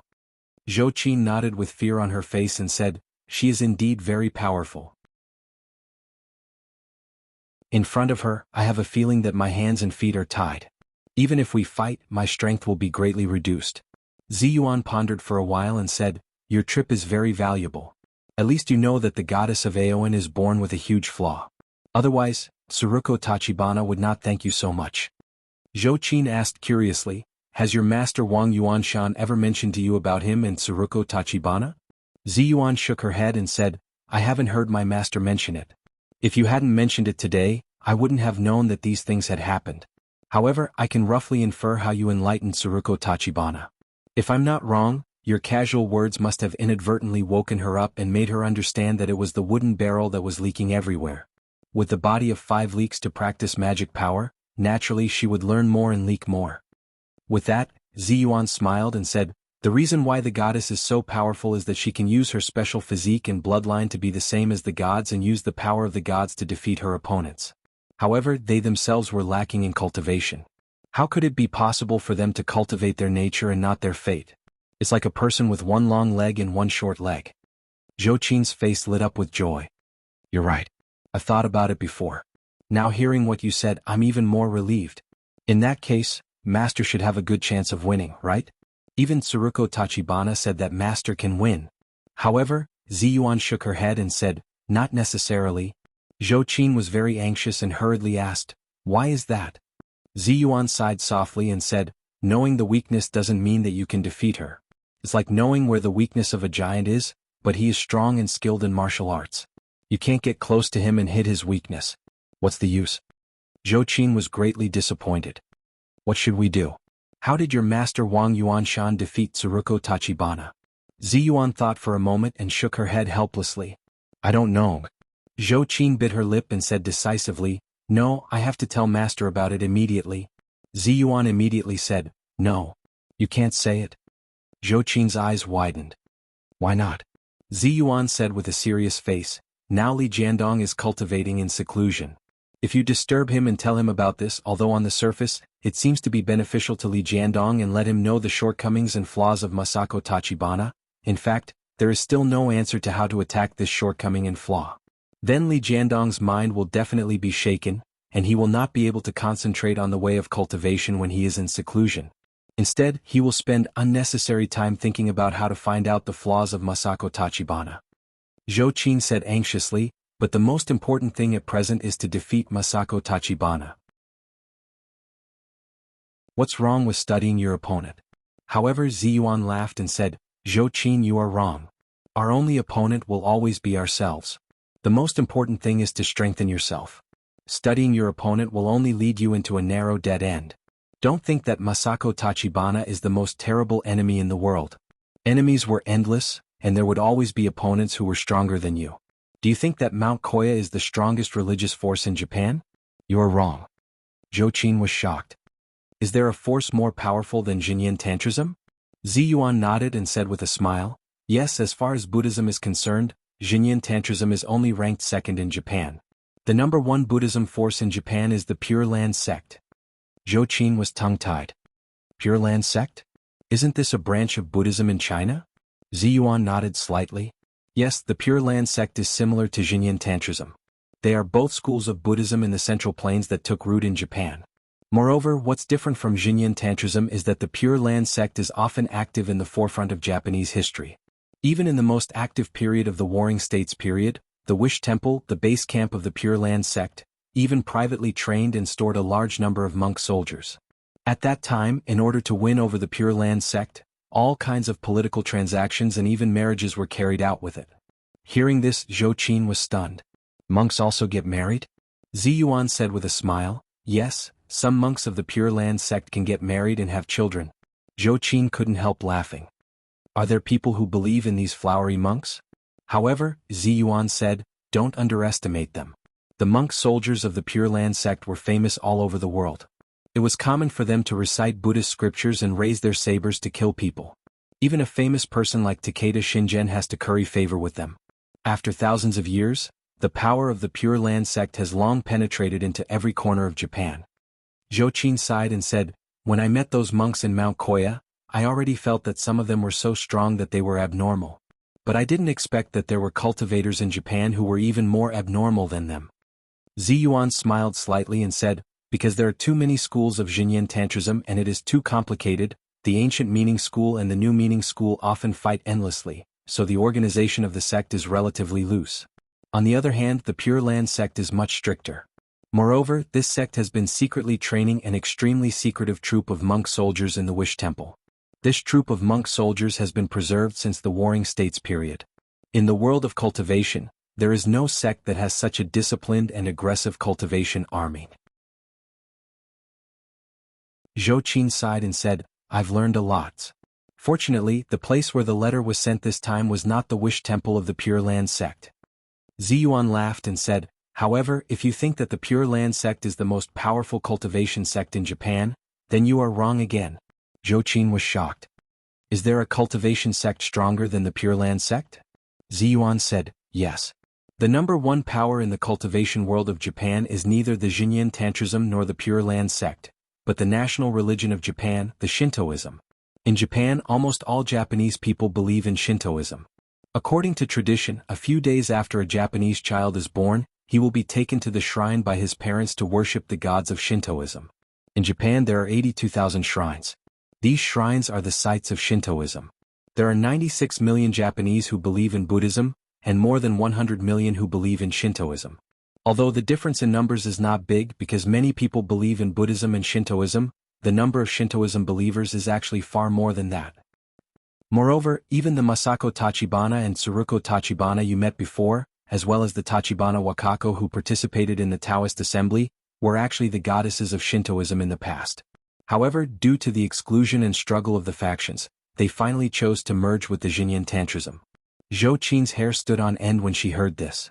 She asked subconsciously, on the day of the battle, will the Pure Land sect and the Shintoism sect also go? Ziyuan nodded slowly. That's right. That day is the day when all the major schools of Xinyan Tantrism are elected for the position of chief executive. This day is not only a big day for the Japanese cultivation world, but also a day that the people of Japan pay attention to. On this day, not only the Pure Land School, Xinyan Tantrism, Shintoism and other cultivation sects in Japan, but also the other Fahua sect, Tiantai sect, Dharma characteristic sect, Inyang sect and other sects in Japan. Zhou Qin was speechless when she heard this. She had thought that Xinyan Tantrism was already a top sect in the cultivation world of Japan, but she didn't expect that there would always be strong people. Xinyan Tantrism was just the tip of the iceberg in the cultivation world of Japan. If a small country like Japan was like this, what about China? Zhou Qin couldn't help looking out of the window. For a moment, worry climbed up her brows. How many cultivation sects are hidden in the land of Shenzhou that I don't know? How many masters are hidden? Can he cope with the day when master fights with him?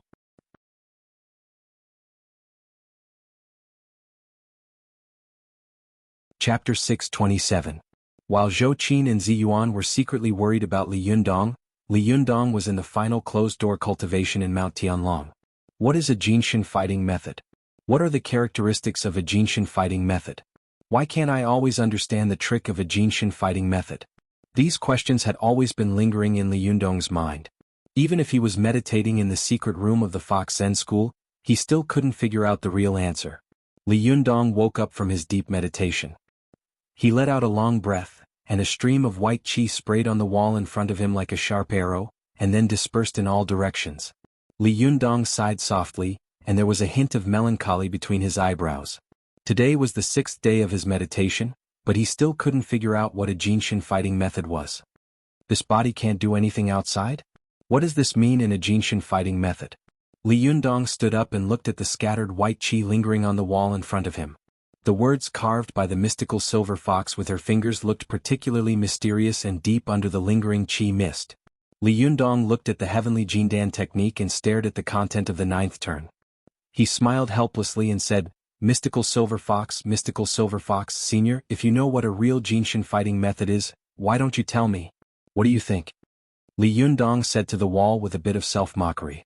In the past half a year, it could be said that he had been successful in both cultivation and fighting methods.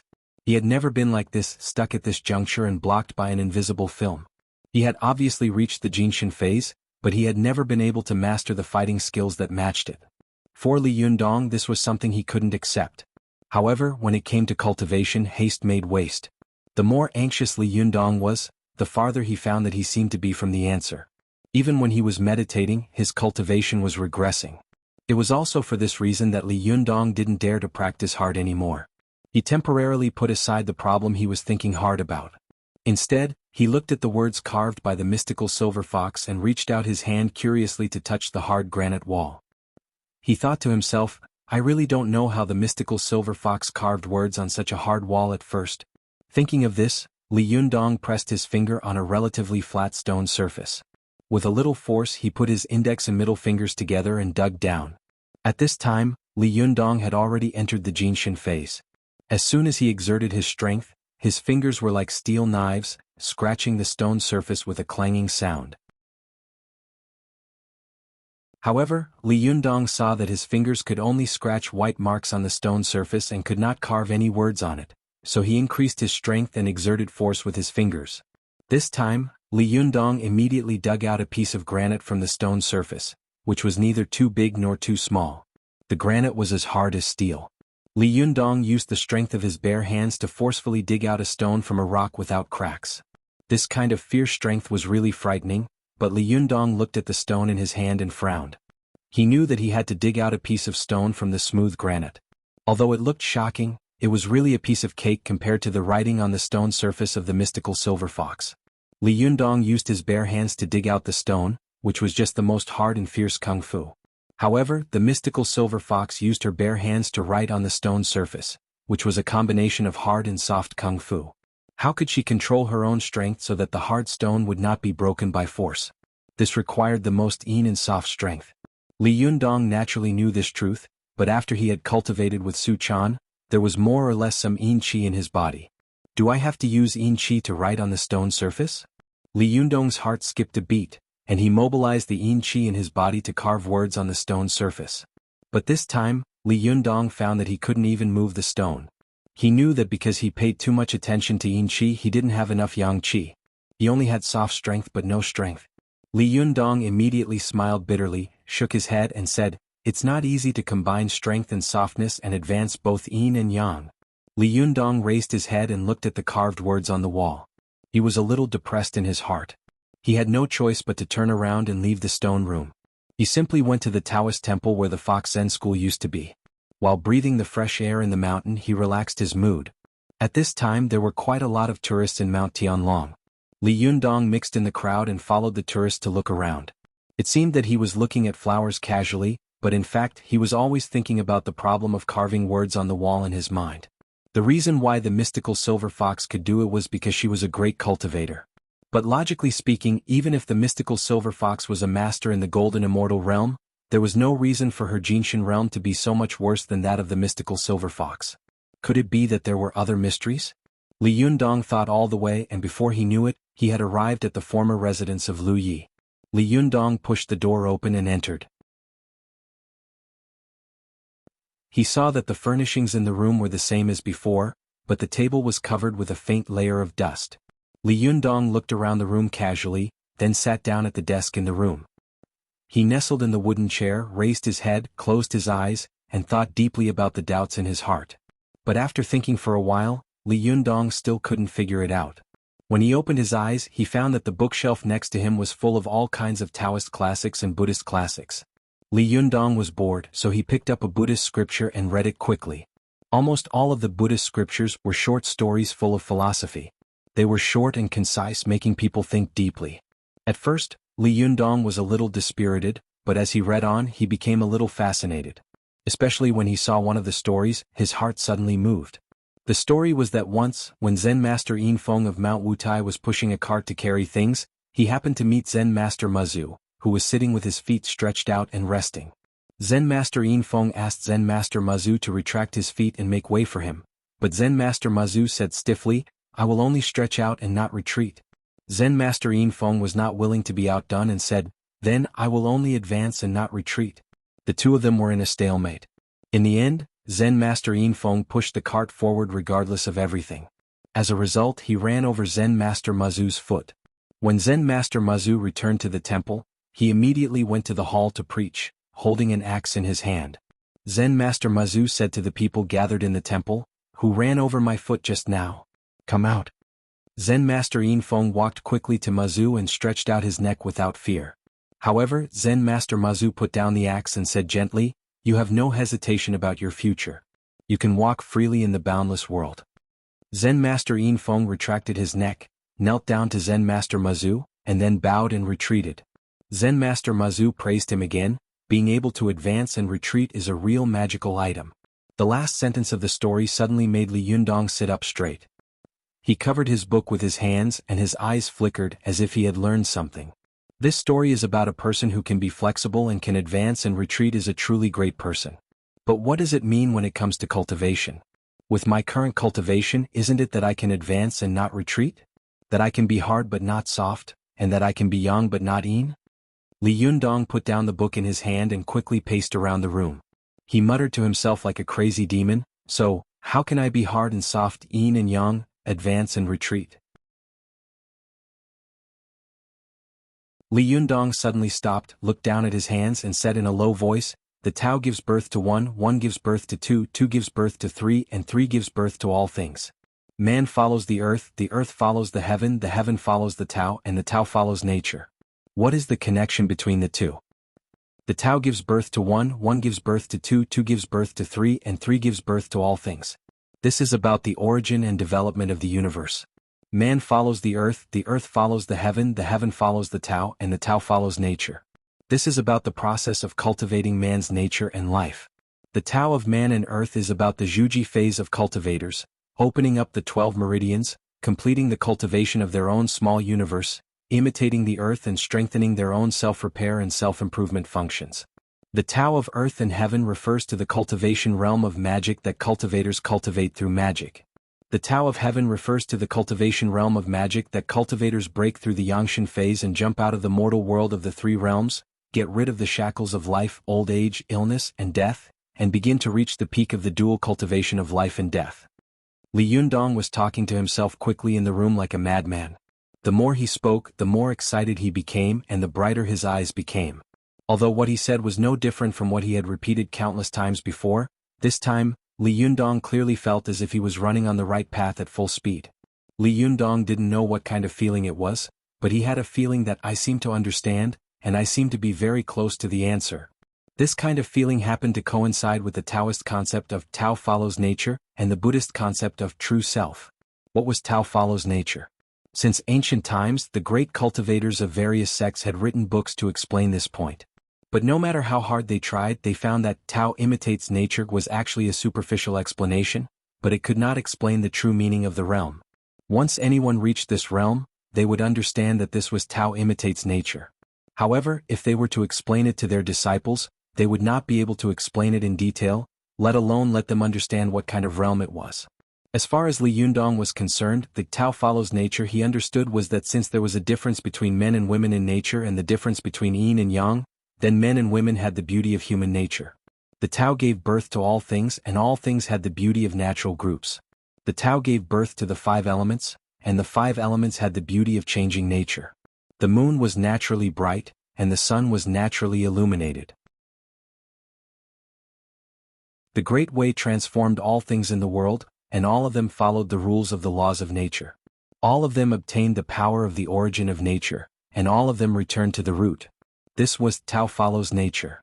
Li Yundong suddenly stopped and looked down at his hands with a fanatical look in his eyes. I'm so stupid.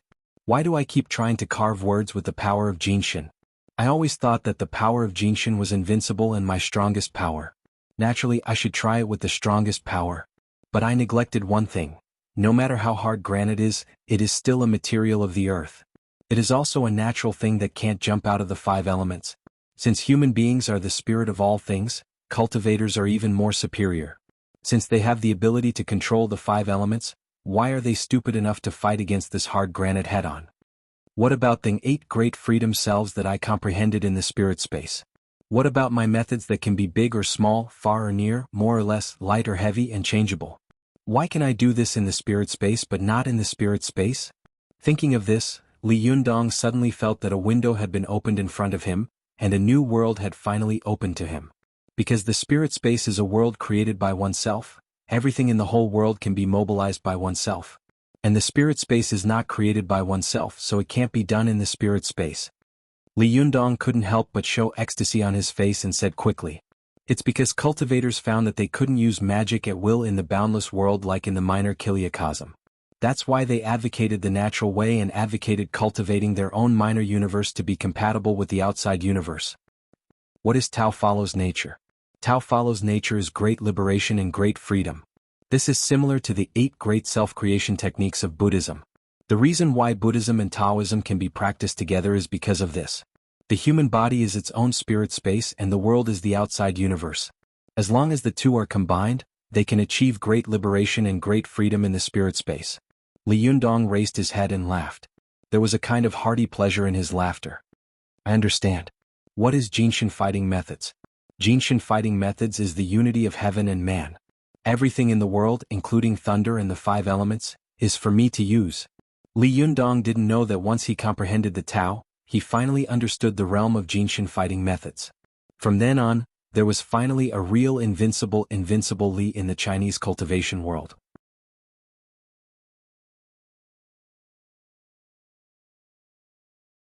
Chapter 628. Li Yundong's laughter shook the sky, causing the tourists in the Taoist temple of Mount Tianlong to look in his direction curiously. At this time, Li Yundong was filled with the excitement of comprehending the realm, so he didn't care about shocking the world. His figure flashed, and in an instant he rushed out of the Taoist temple like a wild horse. With just a few leaps, he jumped over the wall and rushed all the way to the secret room of the Fox Zen school, leaving the stunned tourists staring at his back in a daze. After returning to the cave, Li Yundong quickly rushed to the wall engraved with the heavenly Jindan technique. He stretched out his hands, pressed his 5 fingers on the wall, took a deep breath and thought to himself, The earth element of the 5 elements corresponds to the spleen of the 5 internal organs of the human body. If I'm right, the spleen chi of the human body's own small universe can mobilize the earth element of the world's big universe. Thinking of this, Li Yundong closed his eyes and tried his best to activate the chi of the spleen in his 5 internal organs. The chi of the spleen in his 5 internal organs was yellow. In an instant, Li Yundong's face turned sallow, and a flowing yellow light quickly condensed on his fingertips. Why did cultivators have supernatural power? Why could they use magic? Because they used special methods to train their internal organs, 3 dantians and spirit, so that the 5 chis could be Chao Yuan and the 3 splendors could be gathered. Man was the spirit of all living things. Only people could sense and connect with the big universe of heaven and earth with their own small universe. In China, whether it was Buddhism, Confucianism, or Taoism, almost all of them paid attention to the unity of heaven and man. They used their own small universe and the big universe of heaven and earth to reach the supreme realm of great cultivators. This was also why, for thousands of years, even if a monster wanted to cultivate, he had to first cultivate into a human body in order to reach the peak of cultivation. Although granite was hard, it was just a stone with a very tight structure. All the stones in the world belonged to the earth element, and the chi of the human body's spleen corresponded to the earth element of the 5 elements. In addition, Li Yundong had cultivated to the Jinshin phase at this time, and the chi of the 5 internal organs was incredibly powerful. He used the earth element chi of his own small universe to penetrate into the granite, and immediately stirred up the earth element molecular structure inside the granite. Li Yundong felt as if he was pressing on a soft sponge. The hard granite under his palms flowed like water, even rippling. Li Yundong moved his hand away from the rock, and the waves on the surface of the rock immediately disappeared. But when Li Yundong pressed his hand on it, wave-like lines began to appear on the surface of the rock again. Li Yundong smiled slightly and exerted a little force with his fingers. The rock on the surface of the rock turned into fine powder and fell down.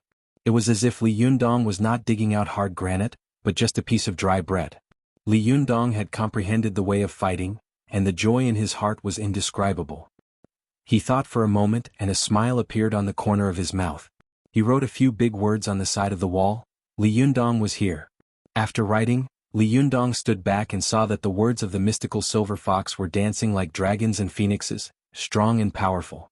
Every stroke was magnificent, showing an extremely profound knowledge of calligraphy. His own words were crooked and twisted like chicken claws. If he looked at it alone, it would be fine, but when put together with the words of the mystical silver fox, it was really unsightly. Li Yundong laughed self-deprecatingly. He stretched out his hand and wiped the words on the wall as if he were wiping a blackboard. There was almost no trace left, only a few faint traces of his palm brushing the wall. Li Yundong laughed and said to himself, "Senior mystical silver fox, I won't leave words beside you to show my incompetence. This wall, it's better for you to have it all by yourself." Li Yundong smiled slightly and was about to turn around and leave. However, when he was about to enter the tunnel at the entrance of the cave, he suddenly stopped. Li Yundong suddenly turned his head and opened his eyes wide. He looked at the wall that his hand had wiped away in surprise and doubt, and a voice echoed in his mind. "Although I have practiced the heavenly Jindan technique to the 9th level, I have violated the divine punishment because of it. I think I will have to go through the tribulation in a few days. If I fail, my soul will be scattered. Therefore, I left the heavenly Jindan technique here. I hope that in the future, the successor of my Fox Zen school can succeed and save my scattered soul from heaven and earth, so that I can reappear in the world." At the Taoist assembly, Yen Fang had vowed to say these words and said that they had been left in the cave by the mystical silver fox. But at that time, Li Yundong did not see these words, so he only thought that what Yen Fang said was slander. But just now, Li Yundong had wiped away the writing on the stone with a casual swipe. This made Li Yundong suddenly think of one thing. Could what Yen Fang said be true? Did the mystical silver fox really leave such a message? Or could it be that she had indeed left such a message, but someone had purposely erased it? Thinking of this, Li Yundong was suddenly moved. He couldn't help but walk quickly to the wall and carefully look at all the corners of the wall. Because there were so many big words engraved on this huge wall, almost everyone who saw this wall would be attracted by these big words, the scriptures recorded on the wall, and even the mystical silver fox who had carved these words. How could anyone pay attention to anything else? At this time, Li Yundong searched carefully. His hand went back and forth on the wall and touched it carefully.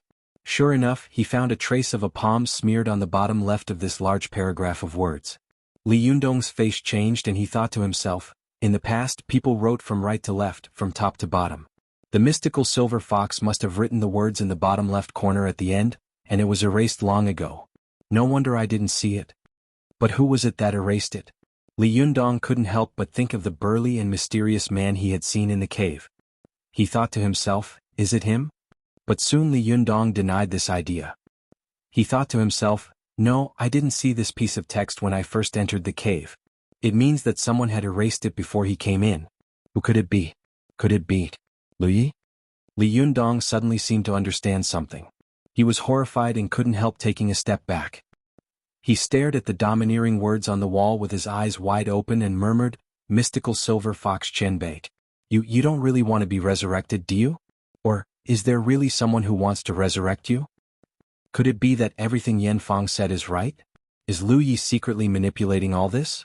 Yes, it must be so. In this case everything makes sense. Why was the golden snake I buried stolen? Why did Mainyang appear in Mount Gizao? So that's how it is. Lu Yi, do you really want to resurrect the mystical silver fox? No wonder Master Purin of Shiyuan Temple and Abbot Xinqing of Jinshan Temple once asked me, what would you do if your close relatives and friends were evil and wanted to destroy the cultivation world? Li Yundong's original reverence for the mystical silver fox suddenly dissipated a lot. He said with a dark face, mystical silver fox Chenbei, although you have created many disasters in this world, I respect you as a strange woman and a legendary figure. For thousands of years, no fox demon has done so many earth-shattering things like you. No matter good or bad, this is a great thing. If you want to resurrect, I don't care for the time being, but if your resurrection will affect my relatives and friends. Li Yundong's face changed. He glared at the wall engraved with the mystical silver fox's handwriting and shouted sternly, as long as you dare to implicate them. Even if you are the invincible nine-tailed fox in the world, even if you climb out of the bottom of the 18 levels of hell and resurrect in the world, I will beat you back to the 18 levels of hell with my own hands. Li Yundong's words were sonorous and powerful, and his words were full of murderous intent. After he shouted, his voice echoed in the stone room for a while. Li Yundong took one last look at the wall full of handwriting. He said coldly, keep your handwriting first. If you really implicate my relatives and friends, I will not only send you back personally, but also kill the last trace of you in this world with my own hands. After that, Li Yundong walked away quickly without looking back. By the time Li Yundong returned to the balcony of his home in Tianan City, it was already evening. Li Yundong stood on the balcony and looked inside through the gap in the screen window. He saw that the little foxes at home were gathered on the sofa in twos and threes watching cartoons. Su Chan was on the carpet in the living room, leaning against the sofa with her head on Ling Yu's thigh. She was eating snacks and watching cartoons for children, giggling with the other little foxes. In the living room, Zhou Qin was wearing an apron around her waist and carrying a steaming plate of dishes out of the kitchen. Although Li Yundong was standing outside, he also smelled a strong aroma, which penetrated his nostrils. He couldn't help laughing. There's no need to ask, it must be Ziyuan cooking. Only the food she cooks will be so fragrant, elegant and quiet, like tea. At this time Ruan Hongling was sitting at the table and shouting excitedly toward the kitchen, as if she was urging Ziyuan to cook quickly. Chao Yi and Lu Yuehong of the Fox Zen School were leaning lazily on the railing on the second floor. These two beautiful women were looking at everything in front of them with a smile, and their eyes were full of gentleness and satisfaction. What a warm and pleasant scene. Li Yundong suddenly realized that his home was so warm and moving. He hadn't noticed it before. How can I allow others to destroy such a beautiful and happy day? Li Yundong smiled slightly and reached out to push open the floor-to-ceiling window on the balcony. He secretly made up his mind in his heart, even the King of Heaven can't destroy the life in front of me. No one can hurt them. At this time, at the distant Kyoto airport in Japan, Lu Yi, who had specially disguised himself as an ordinary person, slowly walked down from the plane. He looked around and saw that there were people everywhere. Lu Yi stood in the airport building, which was echoing with soft voices, and sighed. He said, it's been more than 10 years. I didn't expect to set foot on this land again. East Asians, your nightmare is about to come. In another day, you will panic and be unable to sleep all night because of the reappearance of the mystical silver fox. When she fully recovers her power, you will regret sealing the nine-tailed fox in this land. The anger of the mystical silver fox will devour you. Of course, not only you, but also those cultivation sects that have chased after her and the Fox Zen school, making us unable to live in peace.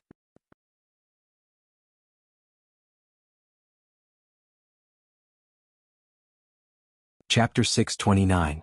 Li Yundong pushed open the floor-to-ceiling window and returned home. The little foxes who were watching TV all looked at him in surprise. Su Chan looked at Li Yundong with joy and said, "Yundong, you've come out of seclusion?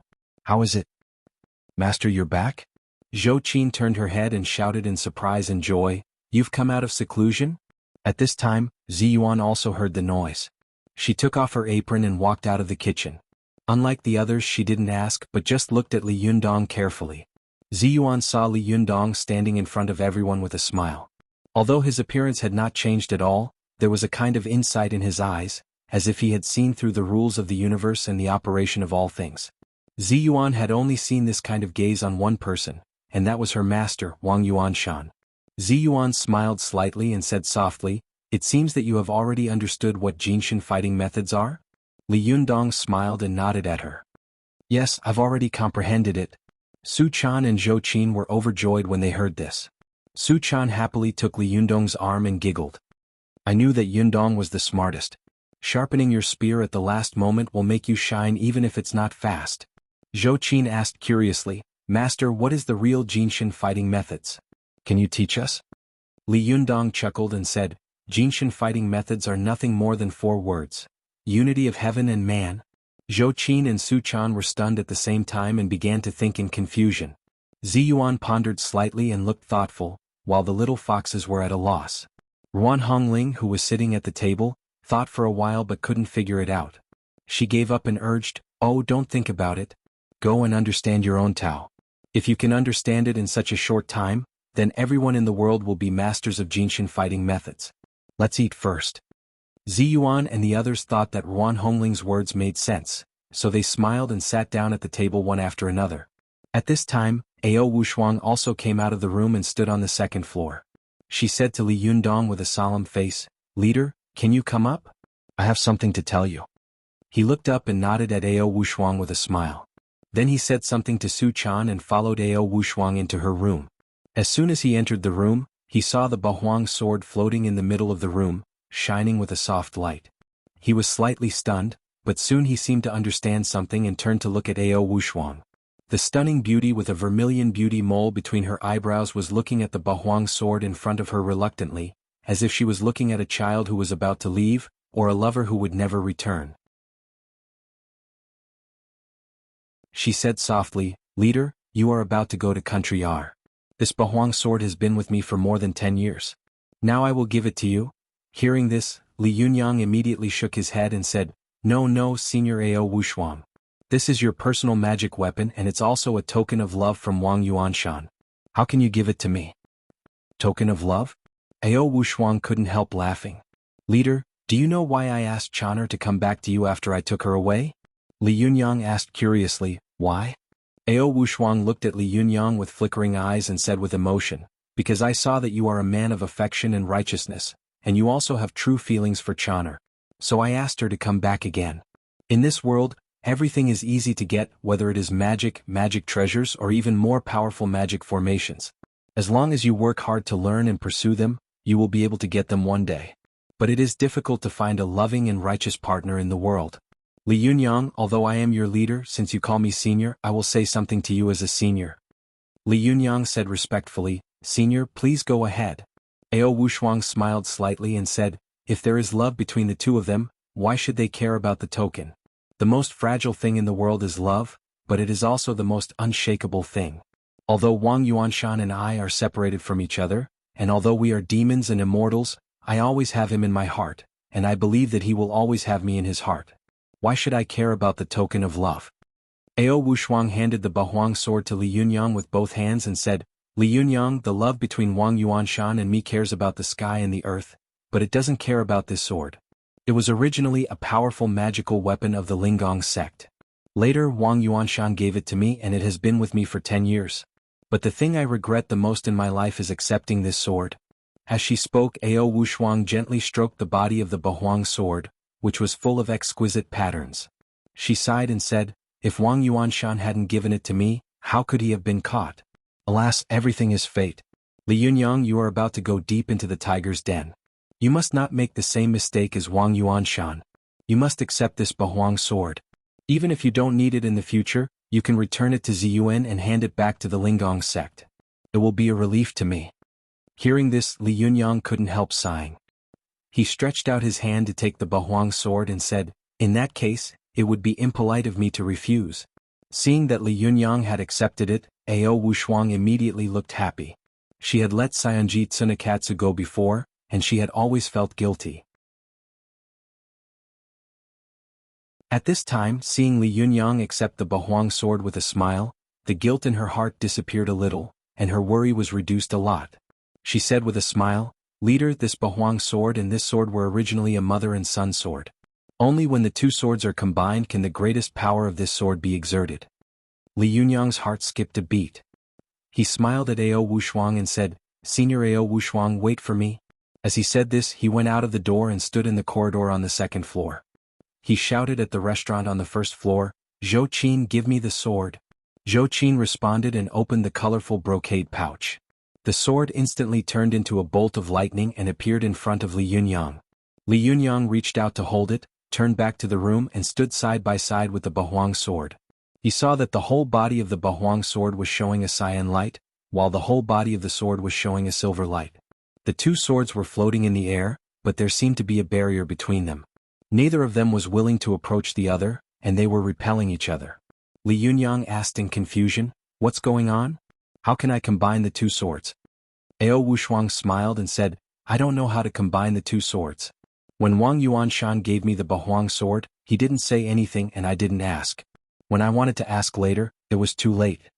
Speaking of this, Ao Wushuang's expression was a little gloomy, but she soon forced a smile and said, Sect leader, you are amazing and even more talented than Wang Yuanshan. I believe you will be able to figure this out. Li Yunyang looked at the Bahuang sword and reached out to hold the hilt. He secretly activated his Jinqi, trying to subdue the sword. At first, the Bahuang sword was still trembling and struggling crazily, making bursts of buzzing sword sounds. However, when Li Yunyang was still in the Yangshan phase, his Jinqi was incredibly powerful. At this time he was already a Jinshin master, and his Jinqi was so dense and condensed that it was incredible. The high magical power of the Bahuang sword came directly from its wielder Ao Wushuang. Although Ao Wushuang was powerful, her strength lay in the powerful physical combat ability of her fox spirit after she revealed her true form and the various magic she was proficient in, not in how strong her own magical power and Jinqi were. Wherever Li Yunyang's Jinqi went, the Bahuang sword's own magical power and Jinqi were defeated. It was like a hot knife cutting through cheese with irresistible force. The Bahuang sword only resisted for a while before it announced that it had changed owners. It stopped struggling and lay docilely in Li Yunyang's palm like a tamed horse. With a thought from Li Yunyang, the body of the Bahuang sword made a cracking sound of iron rubbing against each other. The body of the sword split into small iron blades, which quickly assembled into the shape of an iron lotus throne. They rotated quickly, making a creepy sound. In the past, Li Yunyang had faced this rapidly rotating iron lotus throne more than once.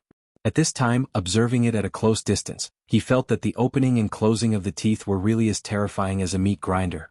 Even the hardest metal in the world would be instantly ground into powder if it fell in. Ao Wushuang watched from the side as the powerful magical weapon she had kept close to her for 10 years finally became someone else's treasure. For a moment she felt a little lost, but she quickly adjusted her mentality and said with a smile, Leader, the Bahuang sword is best at one-on-one combat. Even if it encounters an opponent with a higher cultivation than it has the ability to deal with him or even defeat him. Among the 5 great swords of Taoism in the world, except for the Shenyuan sword, which can defeat the Bahuang sword, the other swords may not be a match for it. Li Yunyang chuckled and held the sword with his other hand. He wanted to combine the two swords into one through his Jinqi. However, as soon as Li Yunyang connected the auras of the two swords, he immediately felt that the two swords were struggling wildly and painfully, as if they were enduring a kind of painful torture. Seeing this, Ao Wushuang hurriedly said, No, you can't force them to merge like this. These two swords were originally like a huge magnet. When they were put together, there was no abnormality. However, one day someone suddenly split it into 2 halves. Then, there was a strong repulsive force at the place where the 2 halves were split. I didn't know why, nor did I know how to eliminate it. Leader, don't try it by force or you will hurt the powerful magical weapon. Li Yunyang saw that there was a faint crack on the bodies of the two swords. He immediately felt a chill in his heart and didn't dare to try again. He withdrew his jinchi and soon the cracks on the swords slowly disappeared. Li Yunyang shook his head and said, "It's really strange." Ao Wushuang smiled slightly and said, "Leader, you can think about it slowly in the future. Don't rush for success. In the past 10 years I've thought about it for a long time, but I haven't figured out the trick or the reason. Although the two swords can't be combined, you have the Bahuang sword and the Bahuang sword at the same time, which will still be very powerful. It will be much safer for you to go to Japan." Li Yunyang laughed and said, "Thank you, Senior Ao Wushuang." Ao Wushuang felt ashamed in her heart. She quickly asked, "Then, Leader, when are you going to set off? Will you take others with you?" Just as Li Yunyang was about to speak, he heard a few voices coming from the door. They said in unison, "Take me there."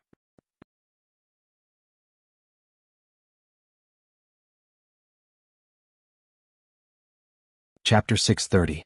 When Li Yundong heard the noise, he looked back and saw Zhou Qin and Su Chan sneakily sticking their heads out of the door. Li Yundong pretended to be angry and shouted, "Are you two eavesdropping?" Su Chan stuck out her tongue and said carefully, "You've been talking for too long. The dishes are getting cold." Zhou Qin said with concern, "Master, the people of Xinyan Tantrism are very arrogant. You can't go alone. At least one more person will go and you'll have one more helper." Su Chan also nodded her head like a chick pecking rice. "Yes, yes, yes." Li Yundong pulled a long face and shouted, "Yes, my ass. Do you think it's useful to have two more people? Don't you know what you're capable of?" Su Chan pouted and muttered unhappily, "I just want to help you." Li Yundong smiled helplessly. He nodded to Ao Wushuang and said, "Senior Ao Wushuang, let's go downstairs for dinner." He walked over to the little girl, tapped the tip of her nose and said with a smile, "You're helping me if you wait for me at home." When Zhou Qin saw that Li Yundong had rejected Su Chan so straightforwardly, she sighed in her heart. Just as she was about to give up, she suddenly saw Zi Yuan looking at Li Yundong with concern. Her heart skipped a beat and she secretly had an idea. After the group of people had a lively dinner, Zhou Qin quietly went to Zi Yuan's room. At this time, Zi Yuan was sitting cross-legged on the floor of the room. She smiled slightly without opening her eyes and said, "What's wrong with you again?" Zhou Qin smiled a little embarrassedly. "How did you know?" Zi Yuan closed her eyes and said with a smile, "I already knew when you looked at me just now. Do you want to secretly go to Japan with Li Yundong?" Seeing that Zi Yuan was straightforward, Zhou Qin didn't hide it anymore. She quickly walked to Zi Yuan, sat down cross-legged and said very seriously, "Yes." At this time, Zi Yuan opened her eyes and said with a very serious face, "Last time, although it was my shimmy who encouraged you to go to Mount Huangshan, I also know that you added fuel to the fire. Zhou Qin, we won't be as lucky as last time every time." Seeing that Zi Yuan had exposed her, Zhou Qin braced herself and said, "Zi Yuan, listen to me. I don't want to cause trouble for Master. I'm just thinking.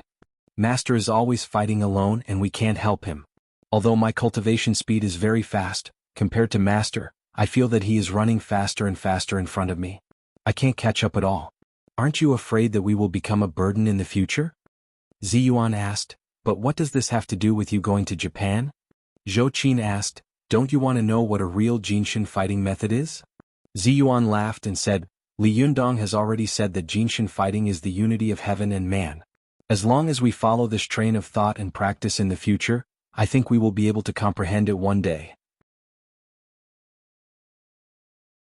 Zhou Qin shook her head and said, "No, it's not as good as witnessing a real high-level battle with my own eyes. As long as we see what a real golden body duel looks like, we can comprehend it faster, right?" Zhou Qin's words immediately moved Zi Yuan. She lowered her head and pondered. It was true that as Zhou Qin had said, when it came to cultivation, there was a big difference between being enlightened and not being enlightened. A master like Tsuruko Tachibana had been trapped in a very simple predicament for more than 10 years. If Zhou Qin hadn't inadvertently pointed it out, he would have continued to be trapped. The election of the curator of the ancient meaning school and the new meaning school of Mount Koya originally had nothing to do with other cultivation sects, but the cultivators of other sects were also willing to come and watch. The purpose was to witness the fierce and wonderful battle between high-level cultivators. Sometimes, witnessing a high-level and wonderful battle was far better than cultivating for a year or even longer. Zi Yuan thought about it seriously and said, "If I mean, if Li Yundong loses, what will you do? Zhou Qin was stunned.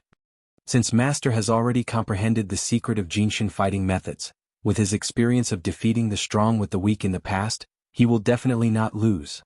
However, Ziyuan asked relentlessly, if he loses, what will you do? Zhou Qin thought for a moment and gritted her teeth. I'll save him even if I have to risk my life. Ziyuan sighed and said, you see, this is what I'm most worried about. I'm afraid that if you fail to save him, you will also be in trouble. The overall strength of the Japanese cultivation world is not inferior to that of our Chinese cultivation world. Moreover, there must be many masters in Mount Koya that day.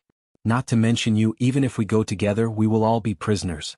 If Li Yundong is alone nearby, even if he can't escape, his yang spirit can escape, and it will be very difficult for others to keep him. Besides, if Li Yundong loses, he will be safe. The arrogant Japanese cultivation world will definitely let him back to humiliate our Chinese cultivation world. Zhou Qin snorted angrily. They are dreaming. Master will definitely not lose. Ziyuan said, but if he wins, I will be worried that the Japanese cultivation world will be angry and detain him. Zhou Qin stood up and said angrily, then we can't let them succeed. Ziyuan smiled and said, don't worry, I have a way. Zhou Qin curiously sat on the ground again and asked, what is it? Ziyuan hesitated for a moment and whispered a few words in Zhou Qin's ear. Zhou Qin was stunned and asked suspiciously, how can that work? The next day, Wakayama Prefecture, Japan, welcomed a sunny day. The major Japanese media had sent special teams to the vicinity of Mount Koya early in the morning, ready to broadcast this grand event in the Japanese cultivation world live. Because Japan was a religious country, almost all of its citizens believed in Buddhism, and there were tens of millions of people who believed in Jinyin Tantrism. Therefore, the election of the chief of the ancient meaning faction and the new meaning faction of the Jinyin Tantrism could be said to be a grand event for the Japanese people. According to the Japanese media, at least 20 million Japanese people would watch the live broadcast that day. On this day, many believers had fasted and bathed early, waiting devoutly at the foot of Mount Koya. Not long after, the gate of Mount Koya temple opened. The monks on the mountain, dressed in cassocks, slowly poured out in an orderly manner like a tide. The leader was an old monk in a red cassock. It was Kaisai Hikaryuni. Behind him were two old monks in purple cassocks. These two old monks stood on the left, holding a scripture in one hand. It was the treasure that Tangmi's seventh-generation patriarch, Master Huigua, had passed on to the eighth-generation patriarch, Hongfa. The one on the right was holding an extremely exquisite and luxurious Vajra pestle. This Vajra pestle was made of pure gold and was inlaid with gems. It was gorgeous and dazzling. Behind the two old monks were two rows of middle-aged monks in purple kasayas.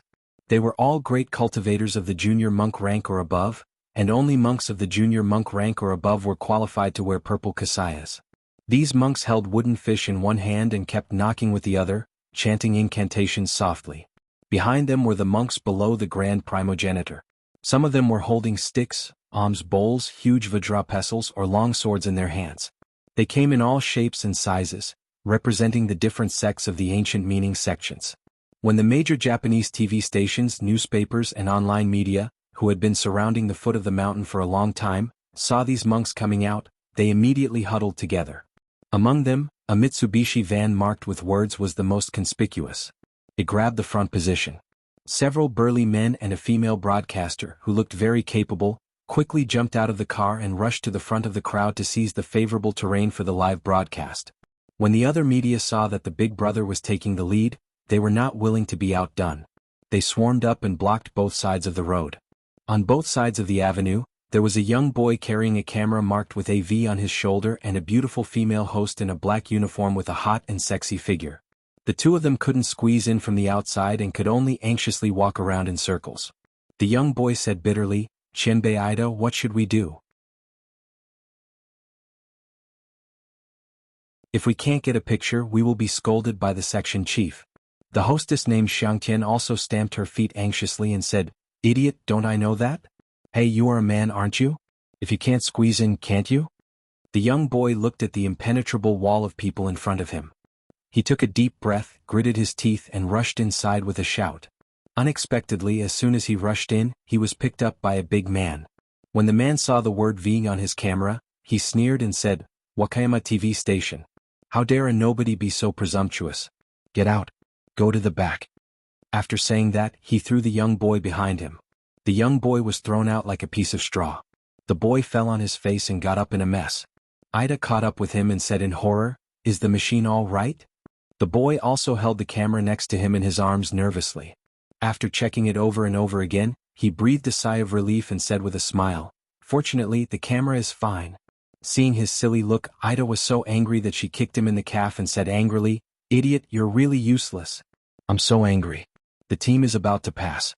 If we can't get anything, how can we explain it when we go back? Do you want to quit?" The boy got up with a look of horror on his face. "I'm sorry, it's all my fault." Xiang Tian glared at him and looked around with a face full of unwillingness. Suddenly, she saw the maple trees on both sides of the road. Her eyes suddenly lit up. She picked up her skirt and ran towards the big tree. In a few seconds she climbed up the tree in an extremely inelegant posture. The young boy looked at her in astonishment and stammered, "Qianbei Ida, what are you doing?" Ida shouted angrily, "Idiot, hand me the camera. Then climb up by yourself. What are you waiting for?" The young boy seemed to have woken up from a dream. He quickly climbed up the tree and began to shoot from a high position. On this avenue, many media reporters were unable to squeeze their way into the seats they wanted, especially the powerful television stations that occupied almost all of the best seats, not leaving a single drop of soup for their peers. When these people saw the reporters and hosts of Wakayama TV station climbing up the tree like monkeys to do a live broadcast, their eyes suddenly lit up. They shouted one after another and did the same thing. For a time, the trees on and under the avenue were crowded with people. Many hosts were introducing the live broadcast scene to the TV screen. It was so lively at the foot of Mount Koya that it was like a pot of boiling porridge. After the monks of the ancient meaning school of Mount Koya wandered around the mountain, the monks of the new meaning school soon joined in. After a circle around the mountain, they slowly walked into Kongabuji. At this time, the journalists of the major media rushed to Kongabuji like crazy. With the previous experience, Ida quickly climbed up a big tree with the young boy with the best angle and concentrated on her own report. What the ancient meaning school and the new meaning school showed in front of the world was not the amazing scene of fighting, but the scene of the debate of Buddhist principles. In front of the world, the position of the chief of the Xinyan Tantrism was decided by the two sides arguing about Buddhist principles. The media audience and the judges of the major schools judged who won and who lost. This debate was long and cumbersome.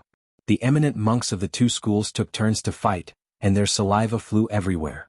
The bald head and the bald donkey were the same. After a few hours, the interest of the journalists of the major media obviously declined. The young boy stuck the camera on a tree branch, aimed it at the lens and focal length and looked left and right. After looking for a while, he suddenly realized that there were two television station employees, a man and a woman, whispering to each other under the tree. The young boy pulled Ida beside him and pointed to the tree silently. His expression seemed to be saying, "Look." It was the largest TV station in Japan, and it was also a world-class TV station. Almost all Japanese TV practitioners yearned to enter the television St. Hall. Ida looked at them angrily, stared at the young boy in front of her, and said in a low voice, "What's the big deal? Isn't it?" However, the little boy tilted his head with interest and listened to the conversation between the two people below. His absent-minded attitude angered the dedicated host. Xiang Tian punched the little boy in the shoulder and said in a low voice, "What are you doing?" The young boy seemed to have dug out a big treasure. He made a gesture of silence to Ida, indicating that she should listen to what the two people below said. At first, Ida was angry and disapproving, but soon what the two people said attracted her attention. "Hey Rumiko, what's so interesting about such a boring debate? Why did the section chief ask us to shoot it? Just find a random rookie and you'll be fine." "Tut, you don't understand. Hey, let me tell you in a low voice. The section chief has received internal information that this is actually just a cover to deceive the world. The real winner is an internal fight." "Fight? What fight? The school of ancient meaning and the school of new meaning? Ah, well, this one is beautiful." No, of course not." "Then what is it, Rumiko, tell me quickly." Beg me?" "Well, you little slut, I'll teach you a good lesson tonight." Don't make trouble. Be careful not to be seen." "Then tell me quickly. Don't hide it." "Well, don't tell anyone. Just follow me to secretly take photos later." It said that the fight will be between Masako Tachibana, the goddess of Xinyan Tantrism, and a man. Hearing this, Ida and the young boy in the tree both raised their heads and looked at each other in confusion. Man? The Chinese? What does the election of the director of Xinyan Tantrism have to do with the Chinese?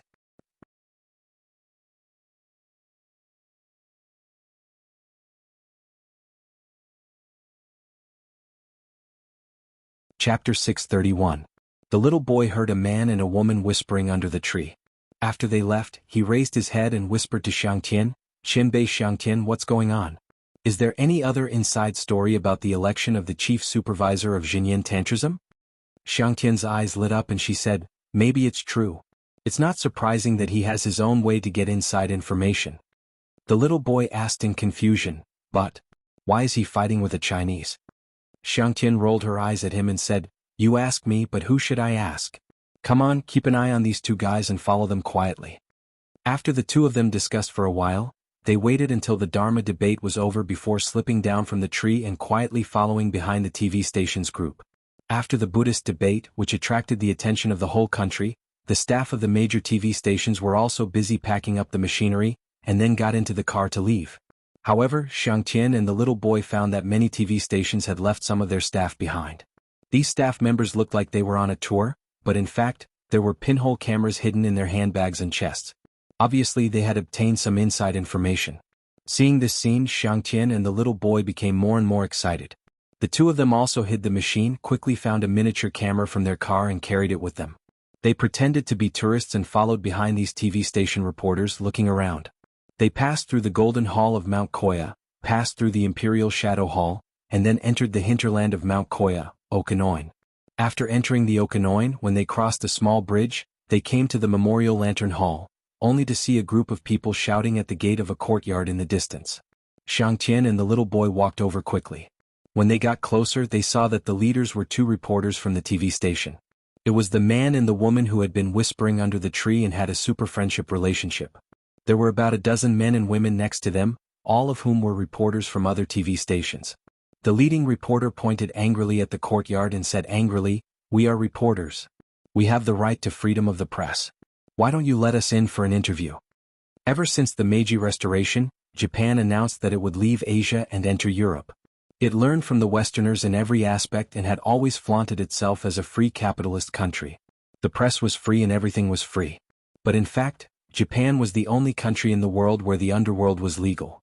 The country was controlled from top to bottom by large conglomerates, political families, and underworld forces. Black money politics were everywhere, and the so-called freedom of the press was just a whitewash. After the earthquake in Japan, there was a nuclear leak. The United States sent a special envoy to the Prime Minister's residence to criticize Japan. This was tantamount to sending an emperor into the core of Japanese politics. It was a great shame for a sovereign country, but the Japanese mainstream media was resigned to it. No one reported a word about it. It could be seen that the so-called freedom of the press in Japan was just a joke to the privileged class. Because of this, the expression and tone of the monk guarding the courtyard seemed a little arrogant. He pointed to a sign at the door that read "No Entering" and said, "Don't you see this sign?"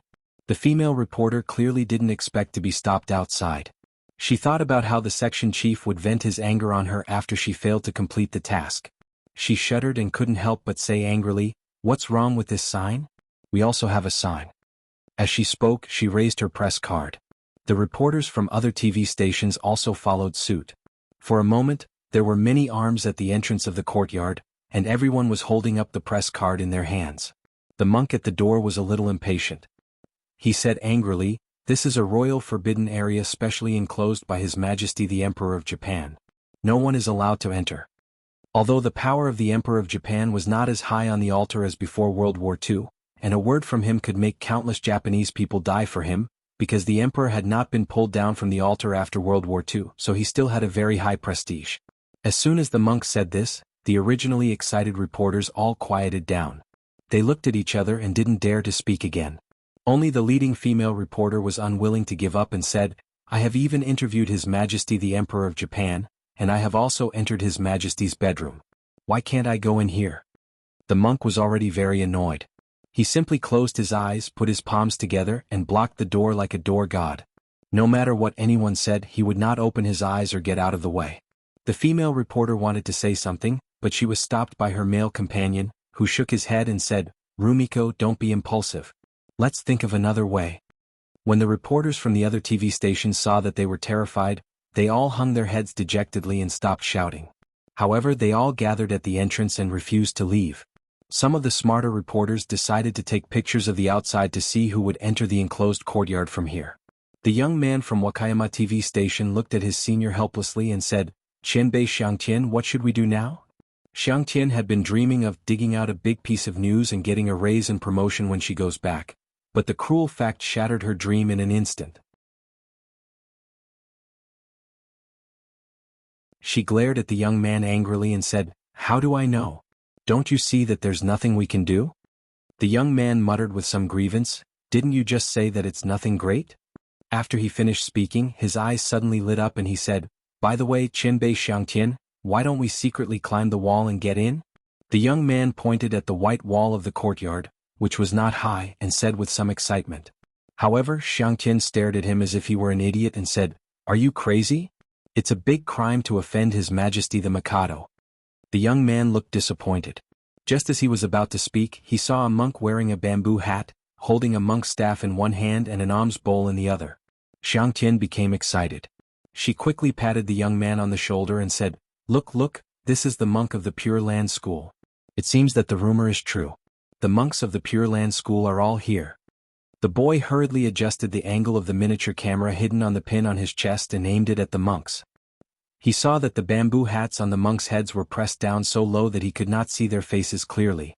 However, he keenly noticed that the monk walking at the back had a slender physique, a small pointed chin, and skin as smooth as silk. He did not seem to be a man.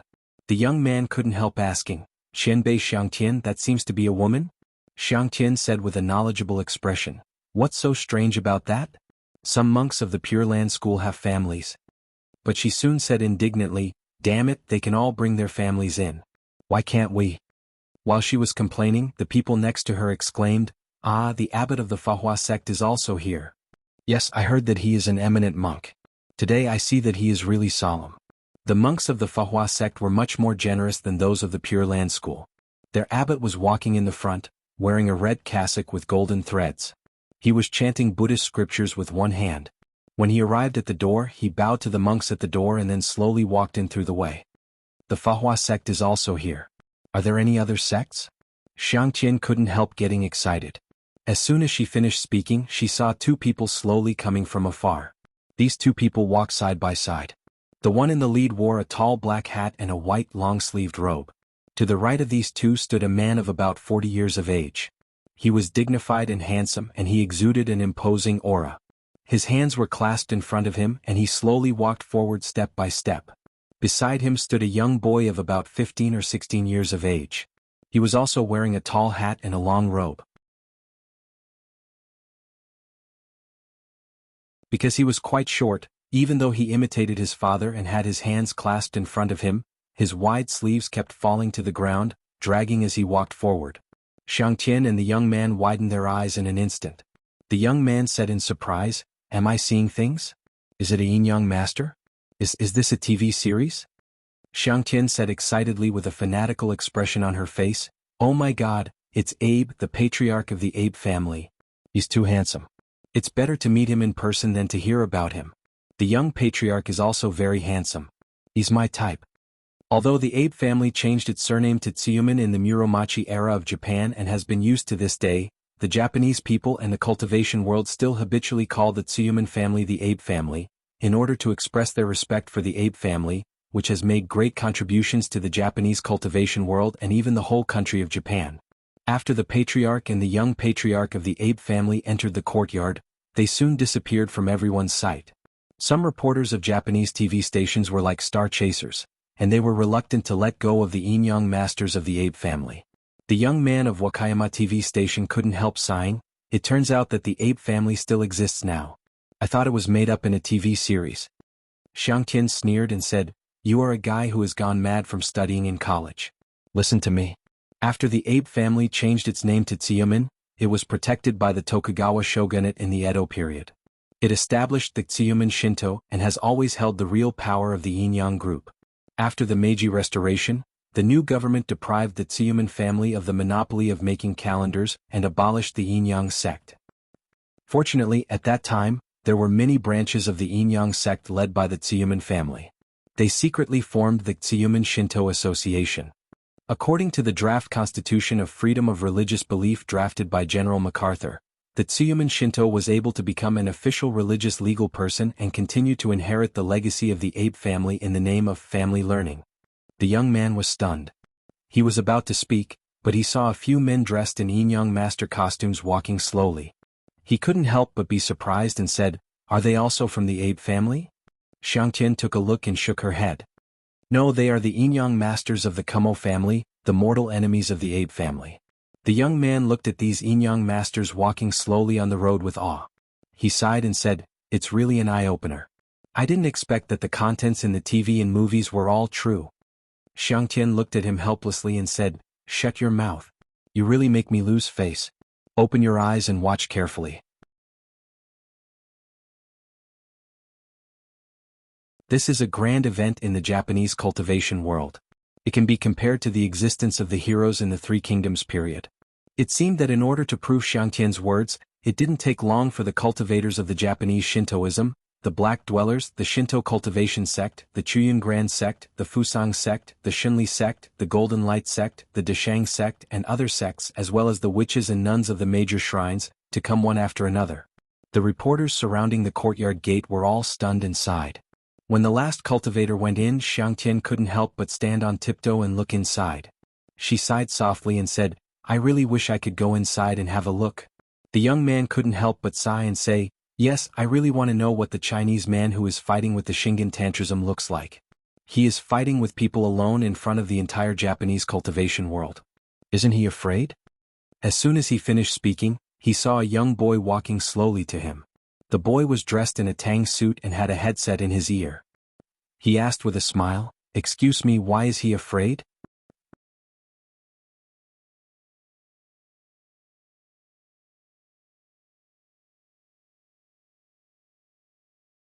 Chapter 632. The little boy from Wakayama TV station heard this voice, but he couldn't understand what it was saying. He turned his head and saw a dignified boy standing in front of him. This boy looked a few years younger than him, but there was a kind of understanding and insight in his deep black pupils that even the old people did not have, as if there was a very mature and vicissitude soul in this young body. This boy was not only handsome but also had an outstanding bearing. Compared with the cultivators of various sects in the Japanese cultivation world who had entered before, he was not inferior at all. He was even more romantic and unrestrained than them. At first glance the little boy felt a little inferior. He turned to Xiangtian and said, "Xianbei Xiangtian, what is he talking about? It seems to be Chinese?" Xiangtian happened to have studied Chinese in college. She looked at the handsome boy in front of her curiously. At this glance she suddenly felt a masculine aura blowing over her face. Her heart was pounding and her tongue was dry. She stammered, "He's so handsome, even more handsome than the young patriarch of the Abe family." The little boy smiled bitterly and said, "Xianbei Xiangtian, wake up. Don't be infatuated with him." Only then did Xiangtian wake up as if from a dream. She came to her senses and couldn't suppress her excitement. She stepped forward and said in Chinese that was not very standard, "Hello, are you from China?" The young boy smiled and nodded. "That's right. Help me ask him why this Chinese man who came to participate in the competition must be afraid?" Xiangtian was a little confused. She looked at the boy in front of her seriously and muttered curiously, "I heard that the person who came to participate in the competition was a Chinese man. Could it be him? Impossible, absolutely impossible. He's too young, really too young." Although Xiangtian was puzzled, she didn't say it out loud. She turned to the little boy beside her and said, "Hey, he asked you why this Chinese man who came to participate in the competition must be afraid?" For a moment, the little boy was shocked by the temperament of the handsome boy in front of him. He was so ashamed that he couldn't say anything. On the other hand, some male reporters who were attracted by the conversation also looked at the shining boy in front of them with jealousy in their hearts. They sneered and said, "Do you still need to ask? When he came alone he was scared to death by so many of us." Since ancient times the same sex repels each other, while the opposite sex attracts each other. This young man was not only handsome, but he also exuded a mature aura that did not match his age. How could the eyes of the women present not light up when these two temperaments were mixed together? After listening to his words, the young boy smiled after a while and said, I heard that you people in country are like the romance of the three kingdoms very much. Do you know about the one-on-one swordplay? After he finished speaking, half of the Japanese reporters on the scene did not understand Chinese, so they asked the people next to them who understood Chinese. When they understood, they all laughed and said, this idiot who overestimates himself, he actually compared that guy to Guan Yunchang? Hey little guy, are you that Chinese guy who's fighting? If he isn't, then hurry up and scram back to your hometown. If he is, then study for a few more years before coming out. How can you compare yourself to Guan Yunchang? The young boy was not angry. He waited calmly for everyone to finish speaking, and then he glanced at them disdainfully. At this glance, everyone present couldn't help but have an idea. It was as if there was a young lion standing in front of them. He was looking down at the barking jackals around him. His eyes were full of disdain and pity, as if a high-level creature was looking down at a low-level creature. This was the gaze of a real strong person. Xiang Tian quickly made a judgment in her heart. She curiously asked the young boy in half-baked Chinese, "Excuse me, who are you?" The young boy smiled slightly and said, "I'm the Chinese you're talking about." Sure enough. The eyes of everyone present suddenly showed a look of sure enough. Xiang Tian's eyes flashed with excitement and she asked, "What's your name?" The boy smiled and said word by word, "My name is Li Yundong." The male reporters on the scene all shut up and looked at Li Yundong with hostility in their eyes. They secretly whispered to each other, and their expressions were full of schadenfreude, as if they couldn't wait for Li Yundong to suffer a crushing defeat in the next second. Some of them whispered, "Hey, this person is really too arrogant and self-righteous. Who does he think he is? How dare he compare himself to Guan Yunzhang? I really hope to give him a show of strength later." You? Nonsense. I'm not a cultivator. Of course, it's the cultivators of the Japanese cultivation world who will give him a show of strength and kill his prestige. When Li Yundong came to Japan this time, Zi Yuan and Zhou Qin, who had been considerate, had specially prepared a portable Sino-Japanese translator for him. Li Yundong could understand what these Japanese were saying wherever he went. Li Yundong heard these people's words clearly, but his face didn't change and the corners of his eyes narrowed slightly. Hearing Li Yundong's name, the monk who had been closing his eyes at the gate of the courtyard, suddenly opened them. He walked up to Li Yundong and looked at him carefully. With hidden hostility in his eyes, he said in Chinese, "Are you Li Yundong?" Li Yundong nodded slightly. "That's right." The monk also nodded slightly and said with a complicated expression, "You're really here. How dare you? Please come in. Masako Tachibana has been waiting for you for a long time."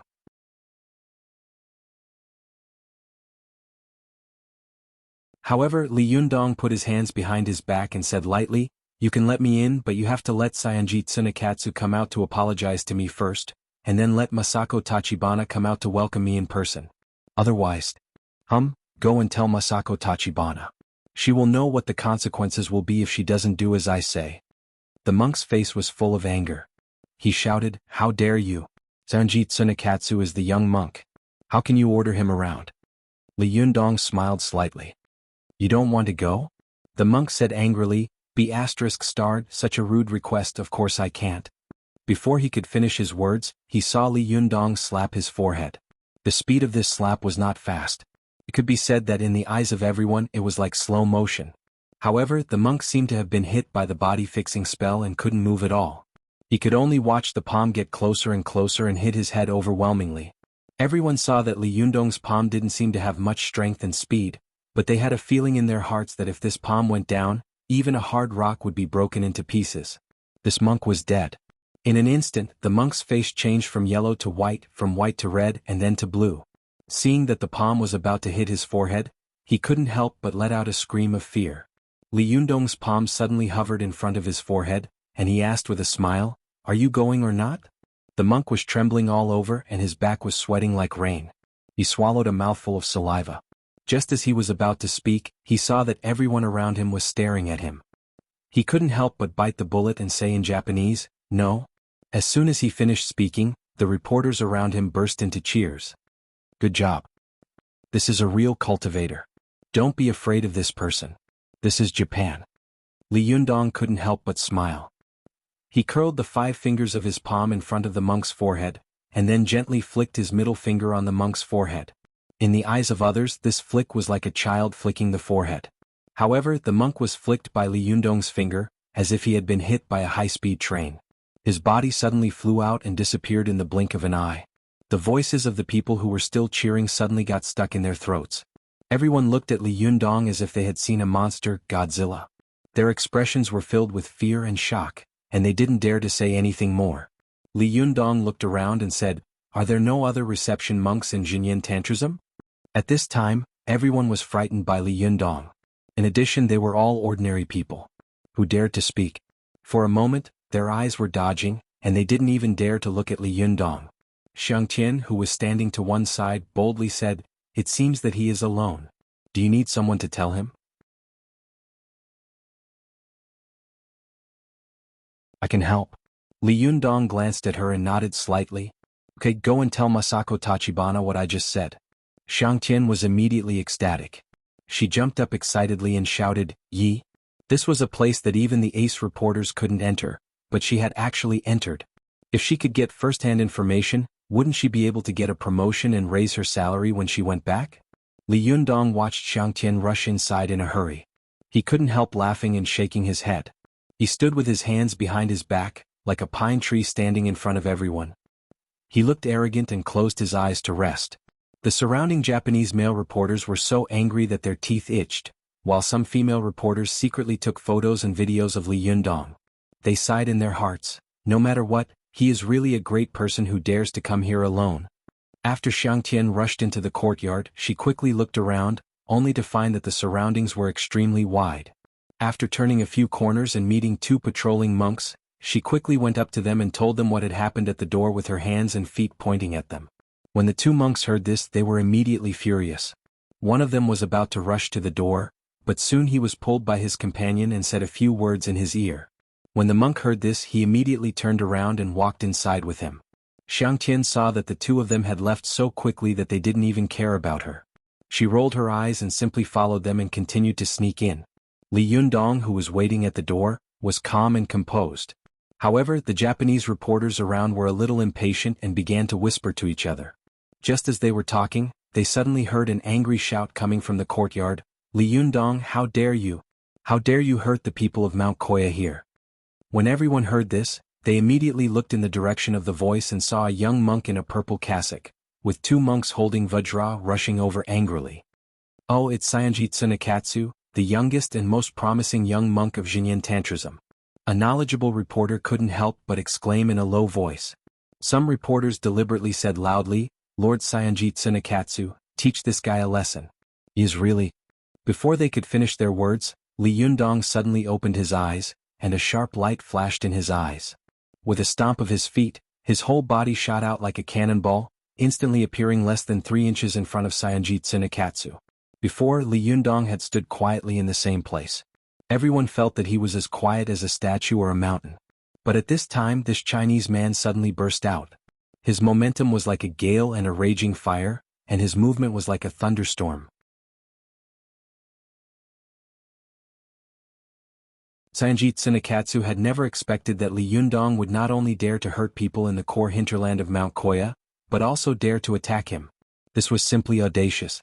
But Li Yundong did it in a place and time that no one had expected. The battle between masters was only a hair's breadth. Li Yundong's cultivation was above that of Saionji Tsunekatsu. At this time, after comprehending the realm, he was even more powerful and difficult to resist. His move was as fast as lightning. Saionji Tsunekatsu saw that Li Yundong seemed to move in an instant. His body appeared in front of him and his palm hit his head. This palm seemed to suck in all the air around it in an instant, forming a vacuum vortex. The force was so fierce and the momentum was so fast that the air around it was squeezed and distorted. Saionji Tsunekatsu was shocked. With a shout, he lifted his hands up.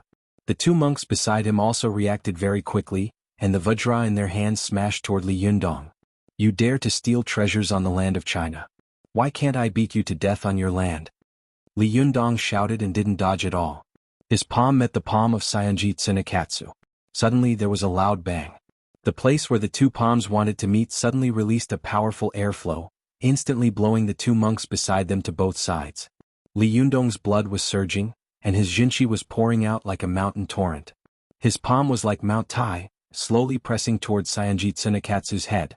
Saionji Tsunekatsu's bones crackled, as if there were tens of thousands of pounds of force constantly pressing down on his head. His legs trembled, his arms bent little by little, and his handsome face became distorted.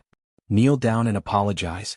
Li Yundong glared at him angrily, added strength to his palm again, and shouted angrily, "In addition, hand over the Medicine King tripod. Otherwise I will smash you into meat paste." After he shouted, his whole body surged with great strength, and at once Saionji Tsunekatsu's two knees made a cracking sound of bones breaking, and then he knelt in front of him with a thud. At this time all the people on the scene were stunned. They couldn't believe their eyes. The young monk of Xinyan Tantrism was beaten to his knees in one face-to-face encounter.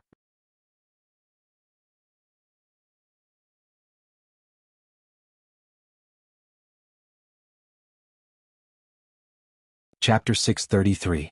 Everyone watched helplessly as the ever-victorious Vajra of Xinyan Tantrism was slapped to the ground by Li Yundong's palm.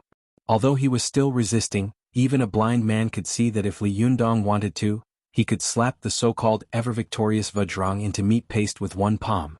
Saionji Tsunekatsu was the best of the young and strong in Mount Koya. He was shrewd, capable, brave and courageous, and deeply trusted by Kaisai Hikariyoshi and Masako Tachibana. But neither Kaisai Hikariyoshi nor Masako Tachibana had expected that their most trusted young and strong faction would provoke a terrible devil for them. What was even more unexpected was that their ever-victorious Vajra had been beaten to kneel on the ground in front of the world. What a great shame and humiliation this was. All the Japanese present were shocked and angry. They roared one after another. Some of the female reporters also showed pity on their faces and said, "Stop fighting, stop it." The male reporters roared loudly, "Bastard, are you looking for death? Stop it, he's going to die." Li Yundong looked at Saionji Tsunekatsu's handsome face in front of him, and his face became distorted. He bent down slightly, stared at him gloomily and asked in a cold voice, "When you snatched treasures on the land of China, did you ever think that this day would come?" Li Yundong's voice was not loud, but it was clearly heard by everyone. Although many of the Japanese present did not understand what he was saying, they felt a kind of piercing murderous intent from Li Yundong's tone. Saionji Tsunekatsu's face turned purple. He didn't dare to open his mouth at all for fear that as soon as he opened his mouth, the breath in his chest would leak out, and all the strength in his body would collapse. Once he lost his resistance he would definitely be smashed into meat paste by the madman in front of him. His own death was a trivial matter. For a monk who believed in reincarnation, death was just the beginning of another life. However, as a young monk of Mount Koya, he was smashed into meat paste by a naked man at the gate of the royal courtyard. The shame left behind could not be eliminated even if he died 10,000 times. It was also because of this thought that although the bones of Saionji Tsunekatsu's calf and knee bones were almost broken, he was still struggling to support himself. His whole person was in a state of blurred consciousness. Only the thought of never admit defeat was struggling to support his subconscious and body. Although Li Yundong hated Saionji Tsunekatsu's surliness and arrogance, and hated him even more for stealing the Medicine King tripod under his nose, he saw that Saionji Tsunekatsu was about to collapse, but he was still struggling to hold on. He couldn't help but sigh at the toughness of this person's bones. Li Yundong saw that Saionji Tsunekatsu refused to give in, so he sneered and said, "You don't want to say it. Then I'm sorry." After saying that, his palm once again pressed down forcefully. Crack, crack, crack, crack. The bones all over Saionji Tsunekatsu's body sounded like firecrackers. Everyone felt as if Saionji Tsunekatsu had been placed in a compressor, and the bones all over his body were pressed to the point of bursting with a burst of crisp sounds. Although they didn't see any blood, the stimulation of the sound was more terrifying and creepy than letting them see the sea of blood. Everyone covered their faces and didn't dare to look again. Saionji Tsunekatsu also let out an extremely painful roar. After this roar, his whole body fell to the ground softly, like a mollusk without a bone in his body. As soon as Saionji Tsunekatsu fell, a group of monks in purple cassocks rushed to the courtyard gate. One of them had a wrinkled face and looked quite old. It was the monk who had dealt with Zhou Qin under the fundamental tower. As soon as he saw Saionji Tsunekatsu, he suddenly widened his eyes and exclaimed, "Tsunekatsu!" The old monk's eyes seemed to be about to spit out flames. He roared at Li Yundong, "What did you do to him?" When the other monks saw this scene they were all furious. One by one they showed their powerful magical weapons and surrounded Li Yundong. As long as the old monk gave the order, they would rush up and chop this bold murderer into meat paste. Li Yundong glanced around coldly and sneered, "Do you want to fight now?" Eh. With a move of his mind, the fan of 7 treasures and the Lioha sword instantly jumped out of the colorful brocade bag around his waist. The Lioha sword instantly split, staring at him like a tiger watching its prey. When the reporters on the scene saw this scene, they were shocked, and the natural instinct of the reporters in their bodies suddenly burned. Many reporters began to shoot the scene in front of them like crazy, and even some reporters began to explain to the camera. Seeing this scene, the old monk suddenly frowned and shouted at the reporters, "Bastard, what are you doing?" Which ordinary person could see this kind of scene even once? Even if they lived for several lifetimes, they might not be able to see it once. At this time these reporters' eyes were shining. Even if His Majesty the Mikado came at this time, they might not immediately stop shooting. How could they listen to him? The old monk was furious and all his anger poured out on Li Yundong's head. He pointed at Li Yundong and shouted angrily, "Catch this murderer!" Yes. The surrounding monks shouted in unison.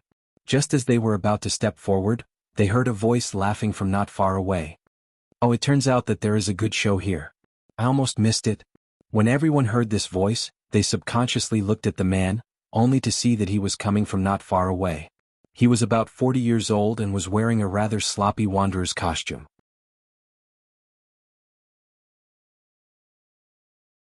His hands were folded in front of him, and he walked over with a careless look, talking with a cheeky smile on his face. Behind this man stood a tall woman in a white witch costume and a long red dress.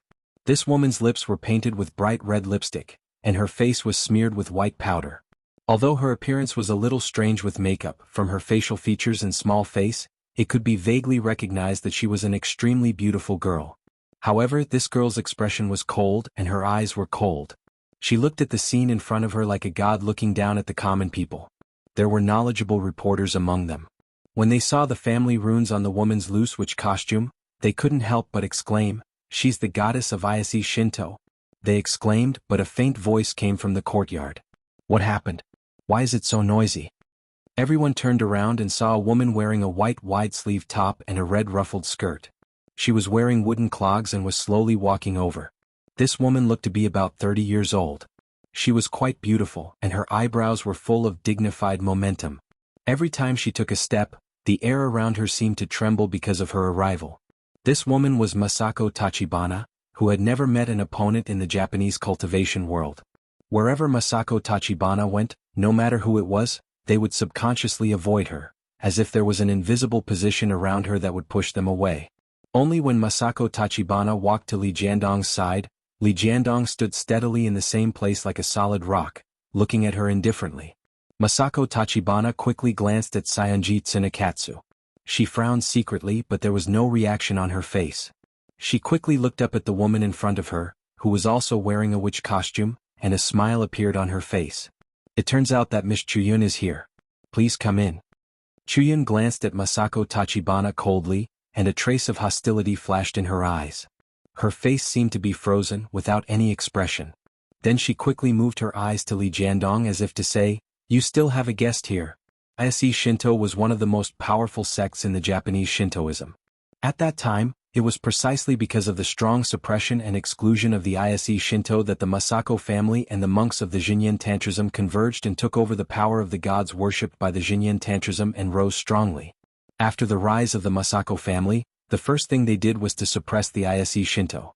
The power of the Ise Shinto came from the gods of the Shintoism. Although the number of the gods worshipped in Japan was more than that of Buddhism. However, the strongest god of the Shintoism, Amaterasu Great God, was the god of a country in Japan. Except for the Japanese, no one worshipped him.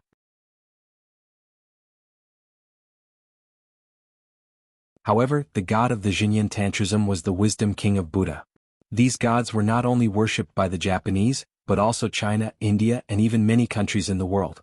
As the saying goes, people fight for a breath and Buddhists fight for an incense stick.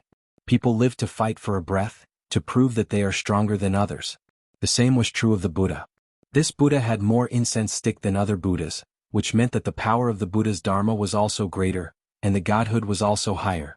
It was said that the Buddha was compassionate and had no anger at all, but in fact, the cultivators of Buddhism were more fierce than anyone else in private. Otherwise, why would the Buddhists in the Chinese cultivation world hold an open meeting? Why would the ancient meaning school and the new meaning school of the Xinyan Tantrism run for the chief supervisor? Because of this, on one side was the narrow-minded Amaterasu great god, and on the other side was the universal wisdom king of Buddha. Compared with the two, the difference between the two was obvious. This was also the reason why Masako Tachibana had been invincible in Japan for so many years. Because of this, all the great priests and goddesses of the Shintoism regarded the Tachibana family as apostates and were deeply hostile to them. Masako Tachibana naturally knew this, so after exchanging some pleasantries with Chuyun, she turned her eyes to Li Yunyang and said coldly, "Junrenli, I invited you here with good intentions. Is this how you treat your guests? You Chinese people boast about being a country of etiquette. Humph, last time your disciple heard our monks at the gate of the mountain, and this time you heard our young monk at the foot of His Majesty the Mikado. Is this your etiquette? Have all of you forgotten sage Confucius's teachings? It said that you Chinese people have long forgotten your roots. Now it seems that it's true. If you don't give us an explanation today, do you think you can still leave here?" At the end of the Qing dynasty and the beginning of the Republic of China, after the May 4th movement, the long-term war, the great leap forward in the early days of the founding of the People's Republic, the essence of Confucian culture was almost lost. But like Taming, when China lost its traditional culture, the Japanese people respected the Confucian culture of China for thousands of years and slowly absorbed it into their own culture. There were three major beliefs in Japan. The first was Shintoism, the second was Buddhism, and the third was Confucian belief. Even Master Hongfa once went to Kyoto to learn Confucian culture. It could be said that the mainstream cultural ideas of Japan were composed of these three. When Li Yunyang heard Masako Tachibana's words, he burst out laughing and said, "Well said. Yes, our Chinese people do think that we are a country of etiquette.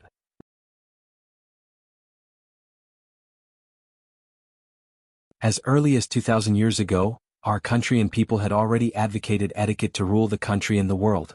It is also because of this that we have a prosperous Chinese civilization.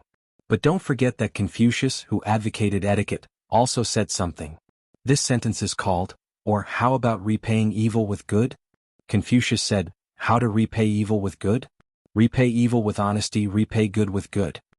With a sarcastic smile on the corner of his mouth, Li Yunyang said with mockery and disdain, "Do you know what this sentence means? The meaning of this sentence is, if a person bullies us and has a grudge against us, do we still need to use morality to reform them?" Humph, Confucius said, "If people bully us, why should we use morality to report them and reform them? Are you crazy? If they have a grudge against us, then we have to take revenge. If the other party treats us in a moral way, then it's not too late for us to respond in a moral way." As Li Yunyang spoke, his tone suddenly changed. He shouted sharply, "In order to force me to come to Mount Koya, your Saionji Tsunekatsu used despicable means to hurt the innocent people of our country and steal the national treasure of our country. Is this your so-called etiquette? Well, I'll tell you." Li Yunyang pointed to Saionji Tsunekatsu, who had turned into a pool of mud under his feet, and shouted angrily, "Blood for blood, a tooth for a tooth. This is the etiquette of our Chinese people." You're tuning in to the Han Li's Wuxia Chronicles YouTube channel. We're so grateful for your support, and don't forget to subscribe to join us on this incredible journey through captivating stories. Your generosity through donations truly makes a world of difference, as it's the primary source of revenue that allows me to expand and enhance this channel for you. Thank you from the bottom of my heart for being a part of this adventure.